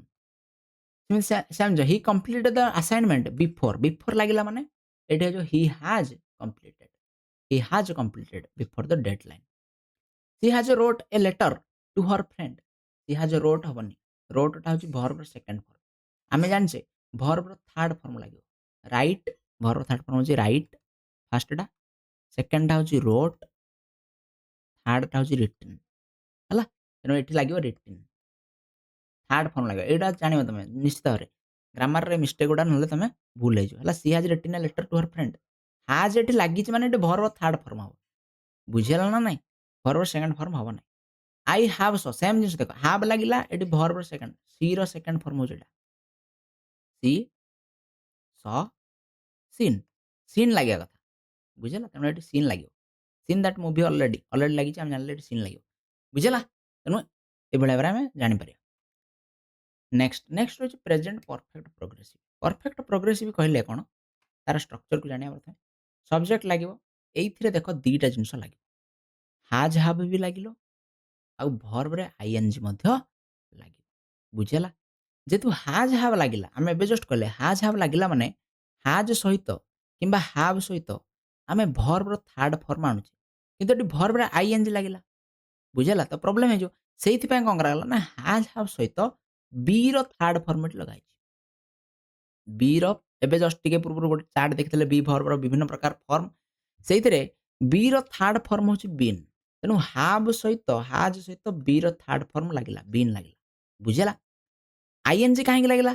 କାହିଁକି ନା କାମଟା ପ୍ରୋଗ୍ରେସିଭରେ ହଉଛି। ଦେଖ ପରଫେକ୍ଟ ଅଛି ବୋଲି ହାଜ୍ ହାଭ୍ ଆଉ ଭର୍ବର ଥାର୍ଡ ଫର୍ମ ଲାଗିଲା। ପରଫେକ୍ଟ ଅଛି ବୋଲି ହାଜ୍ ହାଭ୍ ସହିତ ଥାର୍ଡ ଫର୍ମ ଲାଗିଲା। ପ୍ରୋଗ୍ରେସିଭ୍ ଅଛି ବୋଲି ଭର୍ବର ଆଇଏନଜି ଲାଗିଲା। ଠିକ୍ ଅଛି? ଆଉ ଗୋଟେ କଥା ସବୁବେଳେ ସିନ୍ସ ଆଉ ଫର୍ ଯଦି ୱାର୍ଡରେ ଅଛି, କୌଣସି ଗୋଟେ ସେଣ୍ଟେନ୍ସରେ ସିନ୍ସ ଅଛି, ସିନ୍ସ ମାନେ ହଉଛି ଠାରୁ। ଫର୍ ମାନେ ଗୋଟେ ଡ୍ୟୁରେସନ୍, ଗୋଟେ ସମୟର ଅବଧିକୁ ବୁଝାଇଥାଏ। ବୁଝିଲା? ଯେମିତି କହିବି ମୁଁ 5 ବର୍ଷ ହେଲା ରହୁଛି। 5 ବର୍ଷଟା ଗୋଟେ ଟାଇମ୍‌ର ପିରିୟଡ଼, ଅବଧି। ମୁଁ ଯଦି କହିବି 5 ବର୍ଷ ପୂର୍ବରୁ ରହୁଛି, ମାନେ 5 ବର୍ଷ ଠାରୁ ମାନେ ମୁଁ କହିବି ଯେ 2020 ମସିହାରୁ ରହୁଛି, 20 ମସିହା ଠାରୁ ରହୁଛି, ତାହେଲେ ସିନ୍ସ ଲାଗିବ। ବୁଝିହେଲା? ମୁଁ ଯଦି କହିବି 5 ବର୍ଷ ହେଲା ରହୁଛି, ତାହେଲେ ଫର୍ ଲାଗିବ। ଏଇ 2ଟା ୱାର୍ଡ ଯଦି ଲାଗିଛି, ତାମାନେ ଇଏ ପ୍ରେଜେଣ୍ଟ ପରଫେକ୍ଟ ପ୍ରୋଗ୍ରେସିଭ ହବାର ଚାନ୍ସ ଅଧିକ ରହିଛି। ଠିକ୍ ଅଛି? ବୁଝିହେଲା? ସେମ୍ ଜିନିଷ କିଛି ଅସୁବିଧା ନାହିଁ। ସବଜେକ୍ଟ ହାଜ୍ ହାଭ୍ ତା ସହିତ ବିନ୍ ଲାଗିଲା ଭର୍ବର ଥାର୍ଡ ଫର୍ମ। ତା ସହିତ ଭର୍ବର ଫୋର୍ଥ ଫର୍ମ ଏଟା ଭର୍ବର ଫୋର୍ଥ ଫର୍ମ ଲାଗିଲା ଆଇଏନଜି। ତାପରେ ସିନ୍ସ ଅଫ୍ ଫର୍ ଲାଗିଲା। ସେମ୍ ଜିନିଷ ନେଗେଟିଭରେ ହୁଏ। ଖାଲି ନଟ୍ ଲାଗିବ। ନଟ୍ କାହା ପାଖରେ ଲାଗିବ? ନା ହେଲ୍ପିଂ ଭର୍ବ ପରେ। ଏଟା ଆମେ ଦେଖି ଆସିବା। ନଟ୍ ସବୁବେଳେ ହେଲ୍ପିଂ ଭର୍ବ ପାଖରେ ଲାଗିବ। ବୁଝିହେଲା? ୟେସ୍ ନୋ କ୍ୱେଶ୍ଚିନ୍‌ରେ ହେଲ୍ପିଂ ଭର୍ବ ଆଗକୁ ପଳେଇଲା। ଯୋଉଟା ଏଠି ଅଛି ସବଜେକ୍ଟ ଆଗକୁ ପଳେଇ ଆସିଲା। ଇନଭର୍ସନ ରୁଲ୍ ଲାଗିଲା। ତାପରେ ସବଜେକ୍ଟ, ତାପରେ ନଟ୍, ତାପରେ ଯାହା ବି। ବୁଝିହେଲା? ସେମ୍ ଜିନିଷ ହୁଏ। କ'ଣ ନଟ୍‌ଟା ଏଠି ଲାଗିଯାଇଛି ରେ। ଏଠି ନଟ୍ ଲାଗିବନି। ନଟ୍‌ଟା ଏଠି ଭୁଲ ଲାଗିଯାଇଛି। ହେଲା? ନଟ୍ ଲାଗିବନି ଏଠି। ଗଲା। ତାପରେ ହଉଛି କ'ଣ ନା ଡବ୍ଲ୍ୟୁଏଚ୍ କ୍ୱେଶ୍ଚିନ୍‌ରେ ମଧ୍ୟ ସେମିତି ଡବ୍ଲ୍ୟୁଏଚ୍ ୱାର୍ଡ ରହିଲା। ତା ପାଖରେ ହାଜ୍ ହାଭ୍ ରହିଲା। ଓଲଟା ସବଜେକ୍ଟ ପୂର୍ବରୁ ଆସିଲା। କ୍ୱେଶ୍ଚିନ୍‌ରେ ସବଜେକ୍ଟ ପୂର୍ବରୁ ହାଜ୍ ହାଭ୍ ଆସିବ। ବୁଝିହେଲା? Helping verb. ତାପରେ ସବଜେକ୍ଟ ବିନ୍, ଆଇଏନଜି ଯାହା ବି ଅଛି। ବୁଝିହେଲା? ନେକ୍ସଟ୍ ଷ୍ଟ୍ରକ୍ଚର ଦେଖିଲେ ସେମ୍ ଜିନିଷ ହି, ସି, ଇଟ୍‌ରେ ଆମ ପାଖରେ ହାଜ୍ ଲାଗିଲା। ଆଇ, ୱି ପାଖରେ ହାଭ୍ ଲାଗିଲା। ଆଇ ହାଭ୍ କମ୍ପ୍ଲିଟେଡ୍ ଏଟା ଭୁଲ ଅଛି ବାକ୍ୟ। ଏଇ 2ଟା ବାକ୍ୟ ଏଇ ଟେନ୍ସର ନୁହେଁ। ଠିକ୍ ଅଛି? ନେକ୍ସଟ୍ ଆଗକୁ ଯିବା। ୟୁଜର୍ସ ଦେଖିବା ଆକ୍ସନ୍ସ କଣ୍ଟିନ୍ୟୁଇଂ ଅନ୍ଟିଲ୍ ନାଓ। ଦେଖ ପ୍ରଥମ ସବୁଠୁ ଇମ୍ପୋର୍ଟାଣ୍ଟ ଜିନିଷ ହଉଛି ଆକ୍ସନ୍ସ କଣ୍ଟିନ୍ୟୁଇଂ ଅନ୍ଟିଲ୍ ନାଓ। ମାନେ ଦେଖ ଆମେ ବର୍ତ୍ତମାନ ଏଠି ଅଛେ। ଟାଇମଲାଇନ୍ ଯଦି ଦେଖୁଛେ ମୁଁ ଟାଇମଲାଇନ୍ ରଖୁଛି। ଏଇଟା ହଉଛି ପ୍ରେଜେଣ୍ଟ। ଆମେ ଏଠି ଅଛେ। ତା ପୂର୍ବକୁ ସବୁ ହଉଛି ପାଷ୍ଟ। जोटा घटी जाइछि आ पूर्वक जोटा घटिनी सेटा होछि फ्यूचर भविष्यत। तो अतीतर कौनसी गोटे टाइम पीरियड मनकर एइठु एई टाइम पीरियड रु गोटे काम आरंभ होला आ कामटा वर्तमान पर्यंत मध्य चलीछि कामटा कौन होछि वर्तमान पर्यंत चलीछि सरीनी कामटा कामटा वर्तमान पर्यंत चलीछि आ भविष्यत को मध्य चलिबार संभावना रहिछि बुझिला भविष्यत को पर्यंत जो आमे जानने तो सेही क्षेत्र रे आमे प्रेजेंट परफेक्ट प्रोग्रेसिव व्यवहार करथौ जे कंटिन्यू अंटिल नाउ पर्यंत कामटा चलीछि सरीनी जेमति I have been waiting here for hours hours माने घंटा घंटा धरी घंटा घंटा धरी मु कोन करछि ना अपेक्षा कली फॉर लागेला माने जानि देले कोन प्रेजेंट प्रोग्रेसिव हेजिबो तार गोटे ड्यूरेशन को ये दर्शाउछि फॉर माने गोटे ड्यूरेशन ना किछि समय पर्यंत ला मु अपेक्षा करछि आ एपर्यंत अपेक्षा मोर सरीनी काहा गोटे अपेक्षा करछि से पर्यंत आसीनी अपेक्षा अछि आहुरी भविष्यत से आसिया पर्यंत चलीथिबो कामटा बुझिला से क्षेत्र प्रेजेंट परफेक्ट प्रोग्रेसिव रो व्यवहार करा जायते इनकम्प्लीट और पार्शियल एक्शन ए काम जो काम आमे करू सेटा सरीनी जेमति वेटिंग करिया कामटा एठी देखले वेटिंग करिया कामटा कोन सरी जायछि कि सरीनी ଚାଲିଛି କିଛି ସରିଛି କିଛି ଆହୁରି ଆଗକୁ ମଧ୍ୟ ହବ ଏ କାମ କଣ୍ଟିନ୍ୟୁ ଚାଲିଛି ଅଟକି ଯାଇ ନାହିଁ ବୁଝିଲା ଆଉ ସାଧାରଣତଃ ଏଇ ଏମ୍ଫାସିସ୍ କଥା କହିବା ପରେ ଡ୍ୟୁରେସନ୍ ଉପରେ ଗୋଟେ ସମୟ ଅବଧି ଉପରେ ଇଏ ଦର୍ଶାଇଥାଏ ଯେମିତି ଆମେ କହିଲେ 5 ବର୍ଷ ହେଲା ବୁଝିଲା ଘଣ୍ଟାଟେ ହେଲା ବୁଝିଲା କିମ୍ବା ଘଣ୍ଟା ଘଣ୍ଟା ଧରି 5 ଘଣ୍ଟା ଧରି ଆମେ କହିପାରିବା ଆର ବର୍ଷଠୁ କିମ୍ବା ବର୍ଷେ ହେଲା ଏମିତି ଯଦି ଶବ୍ଦ ଅଛି ତାହେଲେ ଆମେ ପ୍ରେଜେଣ୍ଟ ପରଫେକ୍ଟ ପ୍ରୋଗ୍ରେସିଭ ବ୍ୟବହାର କରିଥାଉ ଯେ ମୁଁ ବର୍ଷେଟେ ହେଲା ସ୍କୁଲ ଯାଇ ଆସୁଛି ବୁଝିଲା ନା ନାଇଁ କିମ୍ବା ମୁଁ ବର୍ଷେଟେ ହେଲା ଏଇ ଚିତ୍ର କରି ଆସୁଛି ଏପର୍ଯ୍ୟନ୍ତ ସରିନି କାମ ଚାଲିଛି ହେଲା ସିନ୍ସ ଆଉ ଫର୍ କଥା ଆମେ କହିବା ସିନ୍ସ ଆଉ ଫର୍ ସିନ୍ସ କ'ଣ କରିଥାଏ ନା ଗୋଟେ ପଏଣ୍ଟ ଅଫ୍ ଟାଇମକୁ ଦର୍ଶାଇଥାଏ ଏକ୍ଜାମ୍ପଲ ସିନ୍ସ ମର୍ଣ୍ଣିଂ ସକାଳ ଠାରୁ ହେଲା ଗୋଟେ ପଏଣ୍ଟ ଟାଇମର ଗୋଟେ ପଏଣ୍ଟ ଆମେ ଏଠି ଅଛେ ଏଇଠି ଗୋଟେ ପଏଣ୍ଟ ଅଛି ଏଟାକୁ ଆମେ ସକାଳ ବୋଲି କହୁଛେ ତେଣୁ ସେଇ ବେଳଠୁ ଆମେ କ'ଣ କରୁଛେ କାମଟିକୁ କରୁଛେ ସକାଳୁଠୁ କରୁଛେ ସିନ୍ସ 2019 ଠାରୁ ସିନ୍ସ ଚାଇଲ୍ଡହୁଡ୍ ପିଲାଦିନରୁ ବୁଝିହେଲା ଏମିତି ୱାର୍ଡ ଏଟାକୁ ସିନ୍ସ କୁହାଯାଏ ଫର୍ ହେଉଛି ଡ୍ୟୁରେସନକୁ ଦର୍ଶାଇଥାଏ period of time or duration କିଛି ସମୟ ଧରି ଏକ୍ଜାମ୍ପଲ ହେଲା ଫର୍ 2 ଆୱାର୍ସ 2 ଘଣ୍ଟା ହେଲା ଫର୍ 5 ଇୟର୍ସ 5 ବର୍ଷ ହେଲା ଫର୍ ୱିକ୍ସ ସପ୍ତାହ ହେଲା ବୁଝିହେଲା ସପ୍ତାହ ହେଲା ଆଉ ସପ୍ତାହ ଗଲା ସପ୍ତାହଠୁ ତା ଭିତରେ କ'ଣ ଅଛି ଫରକ ଅଛି ସିନ୍ସ ଆଉ ଫର୍ ବୁଝିହେଲା ଯେମିତି Sachin has read since early morning since ଲାଗିଲା ମାନେ ଆମେ ଜାଣିଲେ ପ୍ରେଜେଣ୍ଟ ପରଫେକ୍ଟ ପ୍ରୋଗ୍ରେସିଭ ହେବ ଆର ଫର୍ମୁଲା କ'ଣ ସଚିନ ତ ହେଇଗଲା ସବଜେକ୍ଟ ହାଜ୍ ଲାଗିଲା ହେଲ୍ପିଂ ଭର୍ବ ସହିତ ବିନ୍ ମଧ୍ୟ ଲାଗିବ ଆଉ ବିନ୍ ଲାଗିଲେ ରିଡ୍ରେ ଆଇଏନ୍ଜି ହେବ ହେଲା ତେଣୁ ହେବ ଏଠି କ'ଣ Sachin has been reading since early morning ସେମିତି she has teaching in this school for 5 years 5 ବର୍ଷ ହେଲା ପାଠ ପଢ଼ାଉଛନ୍ତି ଏଠି ସେ ତେଣୁ ସି ହାଜ୍ ପାଖରେ ଟିଚିଂ ଲାଗିବନି ହେଲା ଏଟା ମନେ ରଖିଥା ହାଜ୍ ପାଖରେ ଟିଚିଂ ଲାଗେ ହାଜ୍ ପାଖରେ ସବୁବେଳେ ଭର୍ବର ଥାର୍ଡ ଫର୍ମ ତେଣୁ ହାଜ୍ ପାଖରେ ଭର୍ବର ଗୋଟେ ଥାର୍ଡ ଫର୍ମ ଆମକୁ ଲଗାଇବାକୁ ପଡ଼ିବ କ'ଣ ଲଗାଇବାକୁ ପଡ଼ିବ ବିନ୍ ତାପରେ teaching has been teaching in the class in the school for 5 years ବୁଝିହେଲା ଆଶା କରୁଛି ଯାହା ବି ଚାରିଟା ଟେନ୍ସ ଆମେ ପଢ଼ିଲେ ପ୍ରେଜେଣ୍ଟର ଚାରିଟା ଫର୍ମ ଆମେ ପଢ଼ିଲେ ତ ସେଇ ଚାରିଟା ଯାକ ଟାଇପ୍ ତୁମକୁ ବହୁତ ଭଲସେ ବୁଝା ପଡ଼ିଥିବ ହେଲା ଯଦି ଭିଡ଼ିଓଟି ଭଲ ଲାଗିଲା ନିଶ୍ଚିତ ଲାଇକ୍ କରିବ ଆଉ କିଛିଟା ଜିନିଷ ମୁଁ କୁଇକ୍ ରିକ୍ୟାପ୍ ପୁଣି ଥରେ ମନେ ପକାଇ ଦେଉଛି କିଛିଟା ଜିନିଷ ତାକୁ ତୁମେ ମନେ ରଖିବ ଯେମିତିକି ଦେଖ ଏଠି ପ୍ରୋନାଉନ୍ ଅଛି କାହା ପାଖରେ କ'ଣ ହେଲ୍ପିଂ ଭର୍ବ ଲାଗିବ ଆମେ ଏଟା ଦେଖିବା ଆଇ ପାଖରେ ଆଇ ହେଉଛି ଗୋଟେ ୟୁନିକ୍ ଭର୍ବ ଯାହା ପାଖରେ ସରି ୟୁନିକ୍ ଗୋଟେ ସବଜେକ୍ଟ ପ୍ରୋନାଉନ୍ ଆମେ କହିପାରିବା ଯାହା ପାଖରେ ଆମ୍ ବସିଥାଏ ଆମ୍ ଆଉ କାହା ପାଖରେ ବସେନି କେବଳ ଆଇ ପାଖରେ ବସେ ସେଥିପାଇଁ ତାକୁ ଆମେ ଅଲଗା ରଖିଛେ ସେ ହେଉଛି ୟୁନିକ୍ ପ୍ରେଜେଣ୍ଟ ଇନଫିନିଟ୍ ବା ଏଟା ହେଉଛି ସିମ୍ପଲ୍ ହେଲା ଏଟା ହେଉଛି ପ୍ରୋଗ୍ରେସିଭ୍ ହେଲା ଏଟା ହେଉଛି ପରଫେକ୍ଟ ତେଣୁ ପ୍ରେଜେଣ୍ଟ ସିମ୍ପଲ୍ରେ ଆଇ ପାଖରେ ଡୁ ଲାଗେ ପ୍ରୋଗ୍ରେସିଭ୍ରେ ଆମ୍ ଲାଗିଲା ଯେଉଁଟା ହେଉଛି ୟୁନିକ୍ ଆଉ ପ୍ରେଜେଣ୍ଟ ପରଫେକ୍ଟରେ ହାଭ୍ ଲାଗିଲା ବୁଝିଲା ସେମିତି ୱି ୟୁ ଦେ ପାଖରେ ଡୁ ଲାଗିବ ସମସ୍ତଙ୍କର ପ୍ରେଜେଣ୍ଟ ସିମ୍ପଲ୍ରେ ପ୍ରେଜେଣ୍ଟ କଣ୍ଟିନ୍ୟୁଅସ୍ରେ ଆର୍ ଲାଗିବ ଆଉ ପ୍ରେଜେଣ୍ଟ ପରଫେକ୍ଟରେ ହାଭ୍ ଲାଗିବ ସେମିତି ସି ହି ଇଟ୍ ଆଉ ରାମ ବା କୌଣସି ଗୋଟେ ନାଁ ଗୋଟେ ଲୋକର ନାଁ ଅଛି ତାହେଲେ ଆମେ ସେଠି ଡଜ୍ ଲଗାଇବା ଠିକ୍ ଅଛି ପ୍ରେଜେଣ୍ଟ ସିମ୍ପଲ୍ରେ ଇଜ୍ ଲଗାଇବା ପ୍ରେଜେଣ୍ଟ ପ୍ରୋଗ୍ରେସିଭ୍ରେ ଆଉ ହାଜ୍ ଲଗାଇବା ପ୍ରେଜେଣ୍ଟ ପରଫେକ୍ଟରେ ତାମାନେ ଆମେ ଦେଖୁଛେ ଯେ ଇଜ୍ ଯାହା ପାଖରେ ଲାଗିଛି ହାଜ୍ ତା ପାଖରେ ଲାଗିବ ଆଉ ଡଜ୍ ବି ତା ପାଖରେ ଲାଗିବ ଇଏ ସମସ୍ତେ ହେଉଛନ୍ତି ଥାର୍ଡ ପର୍ସନ୍ ସିଙ୍ଗୁଲାର ବୁଝିଲା ଏ ସମସ୍ତେ ହେଉଛନ୍ତି ଥାର୍ଡ ପର୍ସନ୍ ସିଙ୍ଗୁଲାର ଡଜ୍ ବି ଲାଗିଲା ଇଜ୍ ବି ଲାଗିଲା ହାଜ୍ ବି ଲାଗିଲା ନେକ୍ସଟ ଏଇଟା ତୁମେ ଦେଖିପାରୁଛ ଯେ ହି ସି ଇଟ୍ ଏଇଟା ହେଉଛି ଥାର୍ଡ ପର୍ସନ୍ ସିଙ୍ଗୁଲାର ଆ ପାଖରେ ଡଜ୍ ଇଜ୍ ଆଉ ହାଜ୍ ଲାଗିଥାଏ ଆଇ ଗୋଟେ ୟୁନିକ୍ ମାନେ ଗୋଟେ ଅଲଗା ଜିନିଷ ସେ ଆଇ ହେଉଛି ଅଲଗା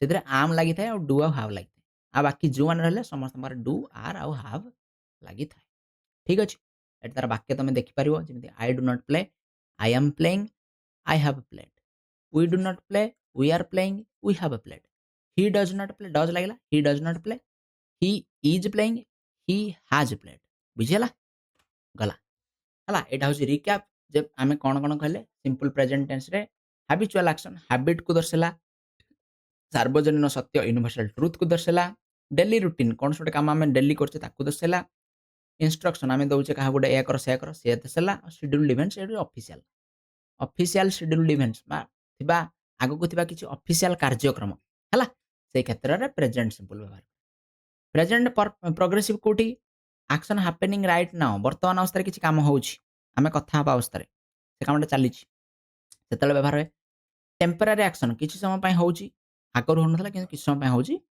बंद हो क्षेत्र में प्रेजेंट कंटिन्यूस फ्यूचर अरेंजमेंट्स यहाँ हूँ पर्सनाल है व्यक्तिगत यहाँ ऑफिशियल बुझेगा ना ना ऑफिशियल कार्यक्रम ये पर्सनाल यहाँ कौन से ऑफिशियल कार्यक्रम ये व्यक्तिगत कार्यक्रम ताले प्रेजेंट कंटिन्यूस प्रेजेंट परफेक्ट रे कंप्लीटेड एक्शन काम सरी जाइए काम कौन चली